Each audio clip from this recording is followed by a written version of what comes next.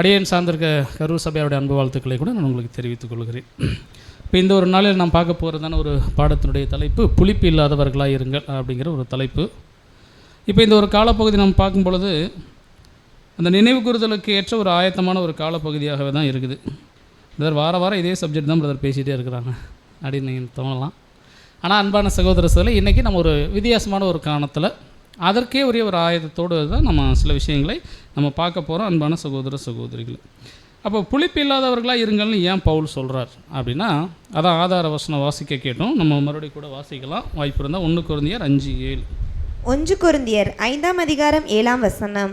ஆகையால் நீங்கள் புளிப்பில்லாதவர்களாய் இருக்கிறபடியே புதிதாய் பிசைந்த மாவாய் இருக்கும்படிக்கு பழைய புளித்த மாவை புறம்பே கழித்து போடுங்கள். ஏனெனில் நம்முடைய பஸ்காவாகிய கிறிஸ்து நமக்காக பலியிடப்பட்டிருக்கிறாரே. பாருங்கள், இங்கே அப்போஸ்தலன் பவுல் எழுதும் பொழுது ஏன் நீங்கள் புளிப்பு இல்லாதவர்களாய் இருங்கள் சொல்கிறாரு பாருங்கள். ஆகையால் நீங்கள் புளிப்பு இல்லாதவர்களாய் இருக்கிறபடியே புதிதாய் பிசைந்த மாவாய் இருக்கும்படி பழைய புளித்த மாவை நீங்கள் புறம்பே கழிச்சு போட்டுருங்க. ஏமா? அதான் லாஸ்ட்டில் சொல்கிறார், நம்முடைய பஸ்காவாகிய கிறிஸ்து நமக்காக பலியாக இருக்கிறார். இது பலியாக இருக்கிறார் அப்படின்னா எப்படி புரிஞ்சுக்கிறது? நம்முடைய கர்த்தர் இயேசு என்ன இருக்கிறார், நமக்காக செத்துட்டார் அப்படின்னு பவுல் சொல்லுறார். கரெக்டுங்களா? இப்போ இந்த சாவு சாதாரணமானதா? பாருங்கள் அன்பான சகோதர சகோதரிகளே, ரொம்ப ஆச்சரியமான விஷயம். இப்போ நம்ம புளிப்பு இல்லாதவர்களாக இருக்கணுமா? அதுக்கு என்ன காரணம் சொல்கிறாருன்னா, நம்முடைய பஸ்கா நமக்காக என்ன இருக்கார், செத்துட்டார். அவருடைய சாவுக்காக நம்ம என்ன பண்ணணுமா, அந்த சாவினுடைய விஷயத்தை உணர்ந்தவர்களாக இருந்து நமக்குள்ளே இருக்கிற புளிப்பை எடுத்து போடணுமா. ஆனால் நம்மளை அப்போஸ்தலன் பவுல் எப்படி தான் அறிமுகப்படுத்துகிறாருன்னா, நீங்கள் புளிப்பு இல்லாதவர்கள் அப்படின்னு தான் அறிமுகப்படுத்துகிறார். ஆனால் நீங்கள் நானும் புளிப்பு இல்லாதவர்களா? கரெக்டா? பாருங்க, இங்கே நம்ம மேலே அவ்வளோ நம்பிக்கை பவுலுக்கு. நீங்கள் புளிப்பு இல்லாதவர்களாக இருக்கிறபடியே அதனால் என்ன பண்ணுங்கள், பழைய மாவை களைஞ்சி போட்டுருங்க. ஏன்னா நீங்கள் என்ன பண்ணப்பட்டிருக்கீங்கன்னா புளிப்போடு தான் இருந்தீங்க, ஆனால் புதிதாய் பிசைந்த மாவை நீங்கள் மாறிட்டீங்க. எப்போ மாறணும் பார்த்தீங்களா? என்றைக்கு நம்ம கிறிஸ்துவுக்குள்ளாக ஒரு ஞானஸ்நானத்துக்குள்ளே ஒரு அர்ப்பணிப்புக்குள்ளே போனோமோ அன்றைக்கே நம்ம என்ன பண்ணப்பட்டுட்டோம், ஒரு புதிதாய் பிசைந்த மாவு. அதுதான் ஒருவன் கிறிஸ்துவுக்குள் வந்தால் அவன் புது சிருஷ்டி. அப்போ இந்த ஒரு புளிப்பில்லாத மாவு இன்றைக்கி அப்படியே அதே தன்மையில் தான் இருக்குதா இல்லை புளிச்சிருச்சா அப்படின்னு கேட்டால் நம்ம என்ன சொல்லுவோம்? தலையாட்டுறாங்க, புளிச்சு தாங்க பிரதர் இருக்குது. அதனால தான் இன்றைக்கி ஒரு ஆலோசனை. அதனால தான் பவுல் அடுத்து என்ன சொல்கிறார் அப்படின்னு நீங்கள் பார்த்தீங்கன்னா, 1 கொரிந்தியர் 11ஆம் அதிகாரம் 28-29. 1 கொரிந்தியர் 11ஆம் அதிகாரம் 28ஆம் வசனம் முதல். எந்த மனுஷனும் தன்னைத்தானே சோதித்தறிந்து இந்த அப்பத்தில் புசித்து இந்த பாத்திரத்தில் பானம் பண்ண கடவன். எண்ணத்திலானெனில் அபாத்திரமாய் போஜனபானம் பண்ணுகிறவன் கர்த்தருடைய சரீரம் இன்னதென்று நிதானித்து அறியாததினால் தனக்கு ஆக்கினை தீர்ப்பு வரும்படி போஜனபானம் பண்ணுகிறான். பாருங்க அன்பான சகோதர சகோதரி, நம்ம புதிதாய் பிசைந்த மாவு தான். ஆனால் நமக்குள்ளே என்ன இருக்குது அப்படின்னு நம்ம மனசாட்சி சொல்லுதுன்னா, நம்ம கூட புளிப்பானவர்களாகவே தான் அங்கே இருக்கிறோம் அப்படிங்கிறத அங்கே சொல்லுது. அப்போ ஃபஸ்ட்டு புளிப்புனா என்னங்கிற விஷயத்தை நம்ம அனலைஸ் பண்ணிட்டோம்னா தெரிஞ்சுக்கலாம். அப்போ புளிப்புனா என்ன சொல்லலாம்? வேதாகமும் புளிப்பை எதுக்கெல்லாம் ஒப்பிடுப்படும்? பாவம், அப்புறம் அதான் அது பாவம் கேட்டகரியில் வந்துடும். அப்புறம் பழைய மனுஷன், அது ஓகே. பார்த்தீங்களா? 2 விஷயம். வேதாகமும் 2 கோணத்தில் புளிப்பை சொல்லுது. ஒன்று நமக்குள்ளான பாவம், 2வது உபதேசம், கள்ள உபதேசம். அதனால தான் சதுசேயர் பரிசேயர் என்பவர்களுடைய புளித்த மாவை குறித்து நீங்கள் எச்சரிக்கையாக இருங்கள். ஆனால் நம்ம ஆளுங்க சோத்தை பற்றி சொல்கிறாரு, சாப்பாடு கொண்டுட்டு வரல அதனால் சாப்பாடு போட போகிறார் அப்படின்னு நினச்சிட்டாங்க. அதுக்கு தான் கர்த்தர் சொன்னார், நான் சாப்பாடு பற்றி பேசலப்பா, உபதேசம் பற்றி பேச. அப்போ 2 வகையான புளிப்பு நமக்குள்ளே இருக்குது. ஒன்று உபதேச ரீதியான புளிப்பு, 2வது நமக்குள்ளதான பாவம், பழைய புளித்தம்மா. அதுதான் பழைய பாவங்கள், பழைய சுபாவங்கள். அப்போ இதில் நம்ம இன்றைக்கி எதை பார்க்க போகிறோம்னா, 2மே இருக்கணும் அவசியம். உபதேசத்துலேயும் நம்ம சரியாக இருக்கணும். அப்படி இருந்தால் தான் இந்த பாத்திரத்துக்கு பாத்திரவான், இல்லைனா அபாத்திரமாக மாறிடுவோம். 2வது நம்மளுடைய சொந்தமாக இங்கே பவுல் சொல்லும்பொழுது எந்த மனுஷனும் தன்னைத்தான் சோதித்து பார்க்க சொல்கிறார். அப்போ இங்கே நமக்குள்ளே இருக்கிற உபதேசம் பற்றி இல்லை. ஒருவர் சரியான உபதேசத்துக்குள்ளே இருந்தார்னா நிதானித்து பார்க்கும் பொழுது அவருக்குள் புளிப்பு இருக்கான்னு கண்டுபிடிச்சிடுவார். அந்த இப்போ புளிப்பு அப்படிங்கிறது இன்றைக்கி நம்ம எதை பார்க்க போகிறோம்னா, நமக்குள்ளான பழைய புளித்தம்மா, நம்முடைய பாவங்களை குறித்து அங்கே சொல்லப்படுறதை பார்க்கணும். அப்போ நமக்குள்ளான இருக்கக்கூடிய அந்த பாவங்களை கண்டிப்பாக நம்ம என்ன பண்ணணுமா, இங்கே சொல்லும் பொழுது சோதித்து அறிந்து அதை வெளியில் எடுத்து போட்டணுமா. ஒருவேளை அந்த பாவ சிந்தனையோடையோ அல்லது பழைய புளித்தமாவோடையே நம்ம போய் அதில் கை வச்சிட்டோன்னா என்ன நடந்துருமா, அவன் கர்த்தருடைய சரீரம் இன்னதென்று நிதானித்தறியாததினால் அவன் ஆக்கினை தீர்ப்பு பெற்றுவான். ஒரு ஜட்ஜ்மெண்ட் வாங்கிடுவாங்களாம். அன்பான சகோதர சகோதரிகளே, அப்போ இன்றைக்கி நம்மளுடைய கோணம் எதுவாக இருக்க போகுது அப்படின்னு நீங்கள் பார்த்தீங்கன்னா, நாம் புளிப்பில்லாதவர்களாக இருங்கள் அப்படின்னா நம்ம பாவம் இல்லாதவர்களாக நமக்குள் இருக்கிற பாவங்களை கவனிச்சு பார்த்து என்ன பண்ணணும்னா எடுத்து போடணும். ஆனால் உண்மையாலுமே இஸ்ரேல் ஜனங்களுக்கு வந்து இது ஒரு டஃப்பான ஒரு வேலை. இப்போ ஒரு வேளை நம்ம புரிஞ்சுக்கிற மாதிரி சொல்லலாம்னா போகி அப்படின்னு ஒன்று வரும், பண்டிகைங்கெல்லாம் கொண்டாடுவாங்க. நீங்கள் அந்த டைமில் போய் பார்த்தீங்கன்னா எவ்வளோ சிரமம் இருக்கும், அந்த சகோதரிகள் தான் தெரியும். நம்ம கொண்டாடுறது இல்லை, இருந்தாலும் வீட்டெல்லாம் சுத்தம் பண்ணுற விஷயம் அவ்வளோ இருக்கும். அதே போல் தான் இஸ்ரேல் ஜனங்களுக்கு வருஷத்தில் ஒரு தலைவலி. ஏன்னா விஷயம் நீங்கள் பார்த்தீங்கன்னா இந்த பஸ்கா அனுசரிக்கிறப்போ அவங்க வீட்டில் புளிப்பே இல்லாமல் எடுத்து போடணும். இன்றைக்கி நம்ம வீடு மாதிரி மோல்டிங் அப்படிலாம் இல்லை, ரேக்கில் இருக்க எடுத்து வைக்க முடியாது. அந்த ஒரு காலகட்டத்தில் அவங்களுக்கு கூடாரவாசிகளாக தான் இருந்தாங்க. நம்ம குடிசை வீட்டில் ஒரு நாள் இருந்திருப்போம், கூரை வீட்டில். அப்போ சில திங்ஸ்லாம் எங்கெல்லாம் வச்சுருப்போம், நம்ம அம்மாலாம் நமக்கு தெரியாமல் பணம்லாம் கூட சொல்லி வச்சுருப்பாங்க. அவங்களுக்குன்னு ஒரு சீக்கிரட் இருக்கும். ஆனால் சில நேரத்தில் மறந்தே போய்டும். எனக்காக வீட்டெல்லாம் க்ளீன் பண்ணுறப்ப பார்த்தோம்னா அது உபயோகம் இல்லாத அளவுக்கு போயிருக்கும். அதெல்லாம் கவனிச்சிட்டிங்களா? அதே போல் அந்த ஒரு காலகட்டத்தில் இஸ்ரேல்கள் அவங்களுடைய பழக்க வழக்கத்தில் என்ன இருந்துச்சுன்னா, இது ரொட்டி சுடுற வேலை. அப்போ ரொட்டி சுடணும், ரொட்டி நல்லா நொதிக்கணும், நல்லா சாஃப்டாக இருக்கணும், அதில் என்ன சேர்க்கணும், ஈஸ்ட்டு சேர்த்து தான் ஆகணும். அப்போனா தான் அதை சாப்பிட முடியும். அப்போ அதை எங்கே வச்சுருக்காங்கன்னு கூட சில நேரங்களில் கவனம் இல்லாமல் போயிடுவாங்க. அதுக்காக அதை அந்த வீட்டை உண்டுலேன்னு பண்ணி அதை என்ன பண்ணுவாங்க, தேடி பிடிச்சி அதை எடுத்து வெளியில் போட்டுடணும். ஏன்னா ஒருவே அந்த புளிப்போடு அவங்க புசிச்சுட்டாங்கன்னு வச்சுங்களேன், அவங்களுக்கு என்ன இருந்துச்சு, ஆக்கினே இல்லை, சாவு வந்துடும் மாம்சீக இஸ்ரேல். அப்போ உயிர் மேலே ஒருத்தருக்கு பயம் இருந்துச்சுட்டாங்க, பயத்தை காட்டிட்டோம்னு வச்சுங்களேன், அதுக்காக மனுஷன் என்ன வேணால் செய்வான். அதனால் இஸ்ரேல் ஜனங்கள் ரொம்ப கண்ணும் கருத்துமாக அங்கே இருந்துட்டு தான் பார்க்குறோம். சரி, ஒரு கேள்வி உங்கள்கிட்ட. இப்போ அப்படி யாராச்சும் புளிப்பான அப்பத்தோடு சாப்பிட்டு இஸ்ரேல் ஜனங்கள் யாராவது செத்து போயிட்டாங்கன்னு சொல்லி வேதத்தில் எங்கே எழுதப்பட்டிருக்கா?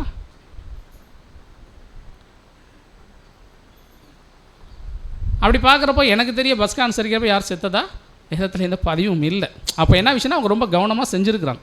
அன்பான சகோதர சகோதரிகளே, அப்போ அதே போல் நாமும் ரொம்ப கவனமாக செய்யலைன்னா சிக்கிடுவோம், கண்டிப்பாக சாவும் அவசியம். அதனால தான் பவுல் சொல்கிறார், எந்த மனுஷனும் ஃபஸ்ட்டு என்ன பண்ணணும், தன்னைத்தான் சோதிச்சு பார்க்கணும் அப்படிங்கிற ஒரு விஷயத்தை அவர் அங்கே சொல்கிறத நம்ம பார்க்குறோம். சகோதர சகோதரிகளே, அதை தொடர்ந்து நம்ம வாசிக்கும் பொழுது யாத்திராகமம் 12ஆம் அதிகாரம், யாத்திராகமம் 12ஆம் அதிகாரம் 15ஆம் வசனம். புளிப்பில்லா அப்பத்தை 7 நாளளவும் புசிக்க கடவீர்கள். முதலாம் நாளில் தானே புளித்த மாவை உங்கள் வீடுகளிலிருந்து நீக்க வேண்டும். முதலாம் நாள் தொடங்கி 7ஆம் நாள் வரைக்கும் புளித்த அப்பம் புசிக்கிறவன் எவனோ அந்த ஆத்துமா இஸ்ரவேலில் இருந்து அறுப்புண்டு போவான். பாருங்க அன்பான சகோதரர் சொல்ல, இந்த பஸ்கா அனுசரிக்கிறப்ப மட்டும் அவங்க வீட்டுக்குள்ளே புளிப்பு இருக்கக்கூடாதுன்னு இல்லை, அந்த பஸ்கா அனுசரித்ததுக்கப்புறம் 7 நாள் அளவும் அவங்க என்ன பண்ணிடணும், புளிப்பான அப்பம் சாப்பிடக்கூடாது. அதனால தான் புளிப்பில்லா அப்ப பண்டிகைன்னு சொல்லிட்டு அவங்க அனுசரித்தாங்க. அதனால தான் கர்த்தர் இயேசு வாழ்ந்த நாட்களில் அந்த ஆசாரியர்கள்லாம் நீங்கள் என்ன கவனிச்சிங்கன்னா, வேத பாதகர்கள்லாம் பிலாத்தின் அரண்மனைகள் போக மாட்டாங்க. ஏன்னா அடுத்த நாள் அவங்க என்ன பண்ணணும், இந்த புளிப்பில்லா அப்ப பண்டிகை அனுசரிக்கணும், தன்னை தீட்டுப்படுத்திடக்கூடாதுன்னு ரொம்ப கவனமாக இருப்பாங்க. அப்போ பஸ்காவிலையும் புளிப்பு இருந்துடக்கூடாது, பஸ்கா அனுசரித்து 7 நாள் அளவும் அவங்க என்ன பண்ணிடக்கூடாது, புளிப்பு இருக்கக்கூடாது. அது நிஜத்தில் எதை அடையாளப்படுத்துதுன்னா, நம்ம கிறிஸ்துவனுடைய என்னைக்கு நம்ம புதிதாய் பிசைந்த மாவாக மாறணுமோ அதிலிருந்து நம்ம சாகிற வரைக்கும் நமக்குள்ளே என்ன இருந்துடக்கூடாது, இருந்துச்சுன்னா ஜோலி முடிஞ்சிருச்சுன்னு அர்த்தம். அப்புறம் மறிச்சிருவோம் அப்படிங்கிற விஷயத்தை. அப்போ இதில் எவ்வளோ கவனம் கொடுக்க வேண்டியதாக இருக்குது. அப்போ ஏன்னா நம்முடைய வாழ்வு அல்லது நம்முடைய வாழ்க்கை எதில் அடங்கி இருக்குதுன்னா அந்த புளிப்பான விஷயத்துக்குள்ளே இருக்குது. அதில் கொஞ்சம் கவனம் தவறிட்டோன்னா கண்டிப்பாக ஒரு மரணம் அங்கே இருந்தோம். அன்றைக்கி இஸ்ரேல் ஜனங்கள் லிட்டரலான ஒரு மரணம் இருந்துச்சு. ஆனால் நமக்கு என்னென்னா லிட்டரலான மரணம் இல்லை. அப்படி மரணம் இருந்துருந்துச்சுன்னா கண்டிப்பாக நானில் இந்த வருஷம் இருப்பேனான்னு எனக்கு தெரியல. போன வருஷமே நான் என்ன இருப்பேன், ஏன்னா சோதித்து பார்க்கும்பொழுது சில நேரங்களில் தவிர விட்டுருப்போம். ஆனால் தேவனுடைய பெரிய கிருபை என்ன ஒரு சாவு நடக்கும்னா ஆவிக்குள்ளான ஒரு மரணம் அங்கே நடக்கும். புது சிருஷ்டிக்கான வாய்ப்பு அவர்களுக்குள் இல்லாமல் போயிருக்கும். அதை கூட என்ன பண்ணலாம் அப்படின்னு பார்த்தீங்கன்னா கொஞ்சம் அனலைஸ் பண்ண கண்டுபிடிச்சிடலாம். ஏன்னா ஒரு மனுஷன் செத்துட்டானா கண்டுபிடிக்க முடியாதா? ஏன்னா அவனுடைய பாடியில் சில விஷயங்கள் மாற்றங்கள் இருக்கும், அதை வச்சு கண்டுபிடிச்சிடலாம். அதே போல் இன்றைக்கும் நமக்குள்ளான அந்த புது சிருஷ்டி இருக்குதா அப்படிங்கிறத எப்படி கண்டுபிடிச்சிடலாம்னா கொஞ்சம் கவனம் கொடுத்து பார்த்தோன்னா அதனுடைய அங்க அசைவுகள் இருக்குதான்னு கண்டுபிடிச்சிடலாம். அப்படி இல்லைன்னா கொஞ்சம் கவனம் உள்ளவர்களாக இருக்கணும். ஒருவேளை இந்த ஒரு தருணத்தில் நம்ம இங்கே உட்காந்துருக்குறோம், அப்படிப்பட்ட நிலைமையில் இருந்துட்டால் கூட தேவன் நமக்கு என்ன பண்ணுறன்னா ஒரு வாய்ப்பு அங்கே கொடுக்குறத நம்ம மறந்துட வேணாம். ஏன்னா நம்முடைய தேவன் சாதாரணமானவர் அல்லவே அல்ல, இல்லாதவைகளை இருக்கிறவர்களாக மாற்றி விட்டுருவார். அவ்வளோ வல்லமையான அந்த தேவனாக அவர் அங்கே இருக்கிறத நம்ம பார்க்குறோம். இதே கட்டளை எப்படி இருக்குன்னு நீங்கள் கவனிச்சு பார்த்தீங்கன்னா வசனம் வாசிக்கலாம். யாத்திராகமம் 12:19. யாத்திராகமம் 12ஆம் அதிகாரம் 19ஆம் வசனம். 7 நாளளவும் உங்கள் வீடுகளில் புளித்தமா காணப்படலாகாது.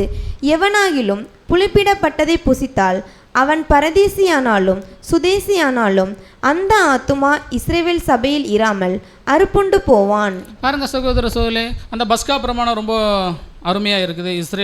இஸ்ரேலுடைய தேவன் ரொம்ப பிரம்மாண்டமானவராக இருக்கிறார். அதனால் நானும் இஸ்ரேல் தேவனை வணங்குறேன், இந்த ஒரு பண்டிகை அனுசரிக்கிறேன்னு யாராவது ஒருத்தர் விருப்பப்பட்டு வர்றாங்கன்னா அவங்க விருத்த சேதனை பண்ணிவிட்டு அந்த வாய்ப்புக்குள்ளே வந்துடலாம்.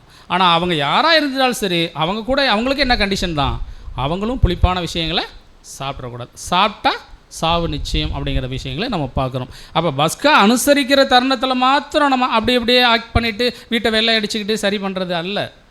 எவ்வளோ நாள் இருக்கணுமா, இந்த 7 நாள் அளவும் அந்த விஷயங்கள். அப்போ அந்த 7 நாள் அப்படிங்கிறது எதை குறிக்குதுன்னா, அந்த புதிதாய் பிசைந்த மாவு அந்த பாத்திரத்தில் போய் சேர்ற வரைக்கும், அந்த சரீரத்தில் போய் சேர்ற வரைக்குமே அது எப்படி தான் இருக்கணும், புதிதாய் பிசைந்த மாவாகவே தான் இருக்கணும். புளிப்பு இல்லாதவர்களாகவே அங்கே இருக்கணும். ஒருவன் கிறிஸ்துவுக்குள் வந்துட்டால் அவன் புது சிருஷ்டியாகவே இருக்கணும் சாகிற வரைக்கும். அப்போ தான் அதற்கான ஒரு வாய்ப்பு இருக்குதே ஒழிய, அந்த ஒரு காலகட்டத்தில் மாத்திரம் இப்படியும் சரி பண்ணிவிட்டு அதில் போய் கை வச்சுட்டு அப்புறம் எப்பயும் போல் வழக்கம் போல் வாழ்கிற வாழ்க்கை அது அல்ல.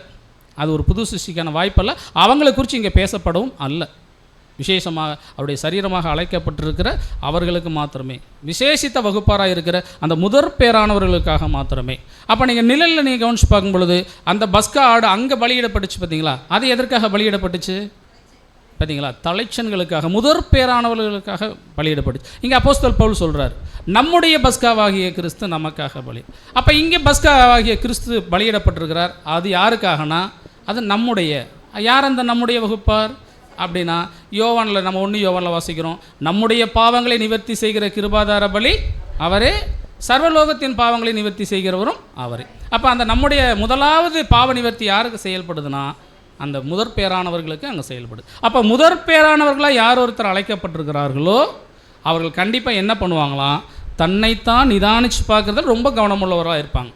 வருஷத்தில் ஒரு முறை அல்ல, வாழ்நாள் தோறும் ஒவ்வொரு நாளும் தன்னை நிதானித்து பார்த்து என்ன பண்ணுவாங்கன்னு பார்த்தீங்கன்னா, தனக்குள்ளார இருக்கக்கூடிய அந்த புளிப்பை அவர்கள் வெளியே எடுத்து போடுவாங்க. ஆனால் இஸ்ரேல் ஜனங்களுக்கு என்னென்ன ஒரு வாய்ப்புனா, வருஷத்தில் ஒரு முறை தான் அந்த வாய்ப்பு. ஆனால் ஆவிக்குரிய இஸ்ரேலில் இருக்க அந்த வாய்ப்பு வருஷத்தில் ஒரு முறை இல்லைங்க, அனுதினமுமே இருக்குது. அதுதான் பவுல் ஒரு இடத்துல எழுதுறார், நம்முடைய கிருபாசனத்தை நம்ம எப்போ வேணாலும் என்ன பண்ணலாம், தைரியமாக போய் பிடிக்கலாம். காலையிலேயும் பிடிக்கலாம், சாயங்காலம் பிடிக்கலாம், எப்போ வேணாலும் அங்கே போய் நிற்கக்கூடிய வாய்ப்பு நமக்கு இருக்குது. ஆனால் மாம்சீக இஸ்ரேலுக்கு அப்படி இல்லை, வருஷத்தில் ஒரு முறை தான். ஆரோனே உள்ளே போவார். ஆனால் நம்ம அப்படி இல்லை, ஆரோனை விட மேம்பட்டவர்கள், அப்பேற்பட்ட ஒரு அழைப்புக்குள்ளே வந்திருக்கிறோம். நம்ம எப்போ வேணாலும் எங்கே போகலாம், கிருபாசனத்துக்குள்ளே போகலாம். அதனால தான் நமக்கு என்ன ஆகிடுது அப்படின்னு நீங்கள் பார்த்தீங்கன்னா, ஒரு அசால்ட்டான சூழல், ரொம்ப ஒரு மெத்தனத்தன்மை வந்துடுது.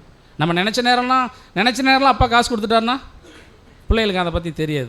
என்றைக்கா ஒரு நாள் கொடுத்தா எப்படி இருக்கும், நம்மளால் எப்போவுமே வாங்குகிற ஒரு சூழலில் இருக்கிறதுனால தான் இப்படி இருக்கணும். இல்லாட்டா நமக்குள்ளே அந்த ஒரு பயபக்தி இருக்கும். இஸ்ரேல் ஜனங்கள் எப்படி பயந்தாங்க சாவுக்கு, அந்த மாதிரி விஷயம் அங்கே இருக்கும்.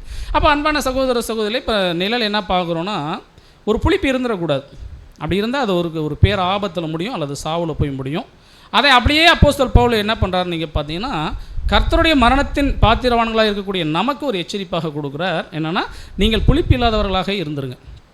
ஏன்னா புளிப்போடு நீங்கள் அனுசரிச்சிட்டிங்கன்னா அது ஒரு பேர் ஆபத்தில் முடிஞ்சிடும், ஒரு அபாத்திரமாய் மாறிடுவோம், அல்லது ஆக்கினை தீர்ப்பை நம்ம பெற்றுக்கொள்வோம் அப்படின்னு அங்கே எச்சரிப்பு கொடுக்குறத நம்ம பார்க்குறோம். இப்போ இன்றைக்கி நம்ம கேள்வி நம்ம ஃபஸ்ட்டே கேட்டோம், இன்றைக்கி நம்மலாம் புளிப்பு இல்லாமல் இருக்கிறோமா அப்படின்னு கேட்டோன்னா அப்படி தான் சொல்லலாம். வசனம் கூட என்ன தான் நமக்கு அங்கீகரிக்குதுன்னா, 1 யோவான் 1ஆம் அதிகாரம் 8ஆம் வசனம். 1 யோவான் 1ஆம் அதிகாரம் 8ஆம் வசனம், நமக்கு பாவமில்லை என்போமானால் நம்மை நாமே வஞ்சிக்கிறவர்களாய் இருப்போம், சத்தியம் நமக்குள் இராது. பாருங்க, உண்மையாலுமே ஒரு சத்தியத்தின் பாதையில் தான் நடக்கிறார் அப்படின்னா அவர் கண்டிப்பாக என்ன பண்ணுவார் அப்படின்னா, தன்னை அனலைஸ் பண்ணிவிட்டு அவரே ஒத்துக்குவார். நம்முடைய மனசாட்சி சொல்லும் நமக்குள்ளே என்ன தான் இருக்குது, அப்போ பாவம் இருக்க தான் செய்யும், அப்போ நமக்குள்ளே புளிப்பு இருக்க தான் செய்யுது. அப்போ கண்டிப்பாக நம்ம என்ன பண்ணணும், அந்த புளிப்பை எடுத்து போடணும் அப்படிங்கிற விஷயத்தை தான் நம்ம பார்க்குறோம். அன்பான சகோதர சொல்லு, சரி, இந்த புளிப்பை எடுத்து போடுற விஷயத்துக்கு ஒப்பனையாக ஒரு அடையாளமாக நம்ம எந்த விஷயங்கள் நம்ம பார்க்கலாம் அப்படின்னு நீங்கள் கவனிச்சு பார்த்தீங்கன்னா, கர்த்தருடைய வாழ்க்கையை தான் நம்ம பார்க்க போகிறோம். இப்போ கர்த்தருடைய வாழ்க்கையில் இந்த பாவத்தை அல்லது புளிப்பை எடுத்து போடுவதற்கு அவருடைய வாழ்க்கையில் ஒரு சம்பவத்தை இன்றைக்கி நம்ம வெளியில் எடுக்க போகிறோம். இப்போ எந்த சம்பவம் எடுத்தால் சரியாக இருக்கும்னு நீங்கள் நினைக்கிறீங்க? கொஞ்சம் நேரம் நீங்கள் அனலைஸ் பண்ணி சொல்லுங்கள். ஒரு வேளை சொல்கிறீங்களா? நாங்கள் கவனிக்க புரியல, ஏதோ சொல்கிறாங்க எனக்கு கேட்கல. பேப்டிஸும் சொல்கிறீங்க, அது அப்போ தான் அவர் புதிதாக பிசைந்த மாவு, அவர் அது சாகிற வரைக்கும் அவர் கன்டினியூ பண்ணார். அப்புறம்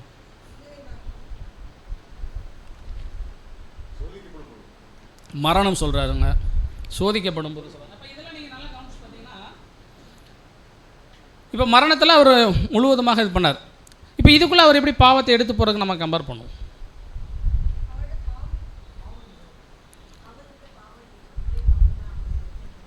நான் இன்னும் அரை மணி நேரம் கொடுத்தாலும் கருத்துக்கள் இப்படி தான் வரும், நம்ம கோணத்துக்கு வரவே மாட்டீங்க. அதனால தான் வித்தியாசமான ஒரு கோணத்தில் நம்ம போக போகிறோம். அப்போ கர்த்தருடைய வாழ்க்கையில் அவர் 33 வருஷமே நமக்கு ஒரு படிப்பினை தான். விசேஷ விதமாக தலைச்சன்களுக்கு அவருடைய ஞானஸ்நானத்திலிருந்து அவருடைய மரணம் அப்படி சொல்லாமல் அவருடைய உயிர்த்தெழுதல் வரைக்குமே படிப்பினை. கரெக்டுங்களா? அவர் என்னைக்கு லிட்டரலான ஒரு சாவுக்குள்ளே போய் ஒரு அடையாளமான சாவுக்குள்ளே போய் லிட்டரலான மரணத்துக்குள்ளே போய் எந்திரிச்சாரோ அன்னைக்கு தான் அந்த புது சிருஷ்டிக்கான வாய்ப்பில் அவர் ஜெயிஸ்டார் அப்படிங்கிற விஷயம் அங்கே இருக்குதான் நம்ம பார்க்குறோம்.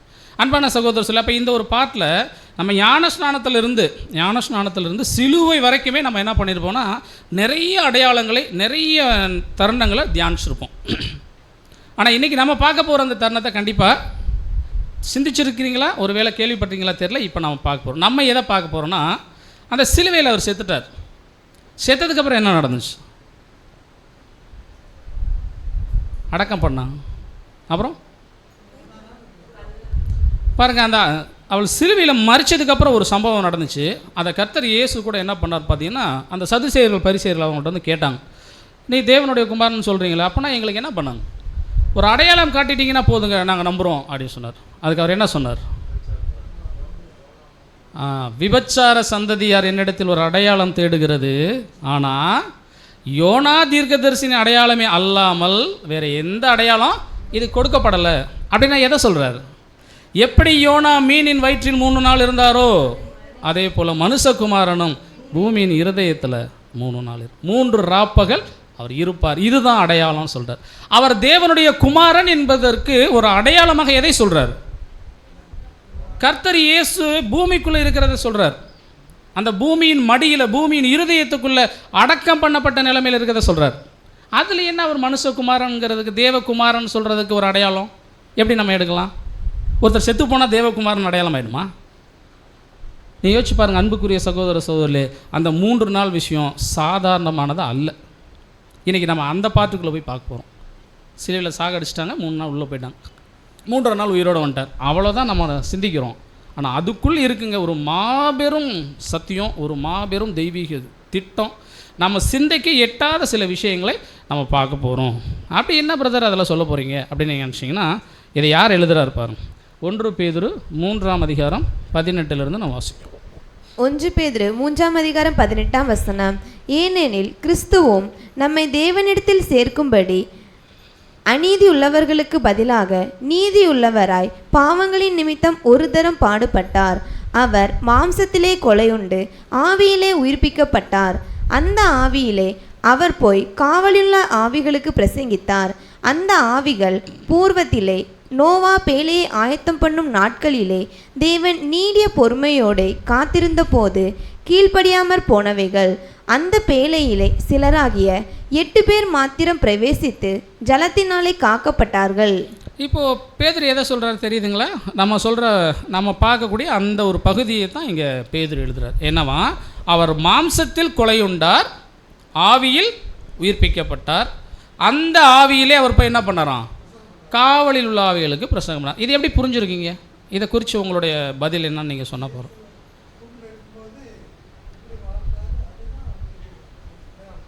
ஓகே, அப்போ இங்கே வசனம் என்ன சொல்லுதுன்னா, அவர் அந்த ஆவியிலே போய் காவலில் உள்ள ஆவிகளுக்கு பிரசங்கம் பண்ணார் அப்படின்னு சொல்லப்படுது. ஆமாம், அது பாடம் கரெக்டு தான். ஆனால் எது பாடமாக இருந்துச்சு? அதான்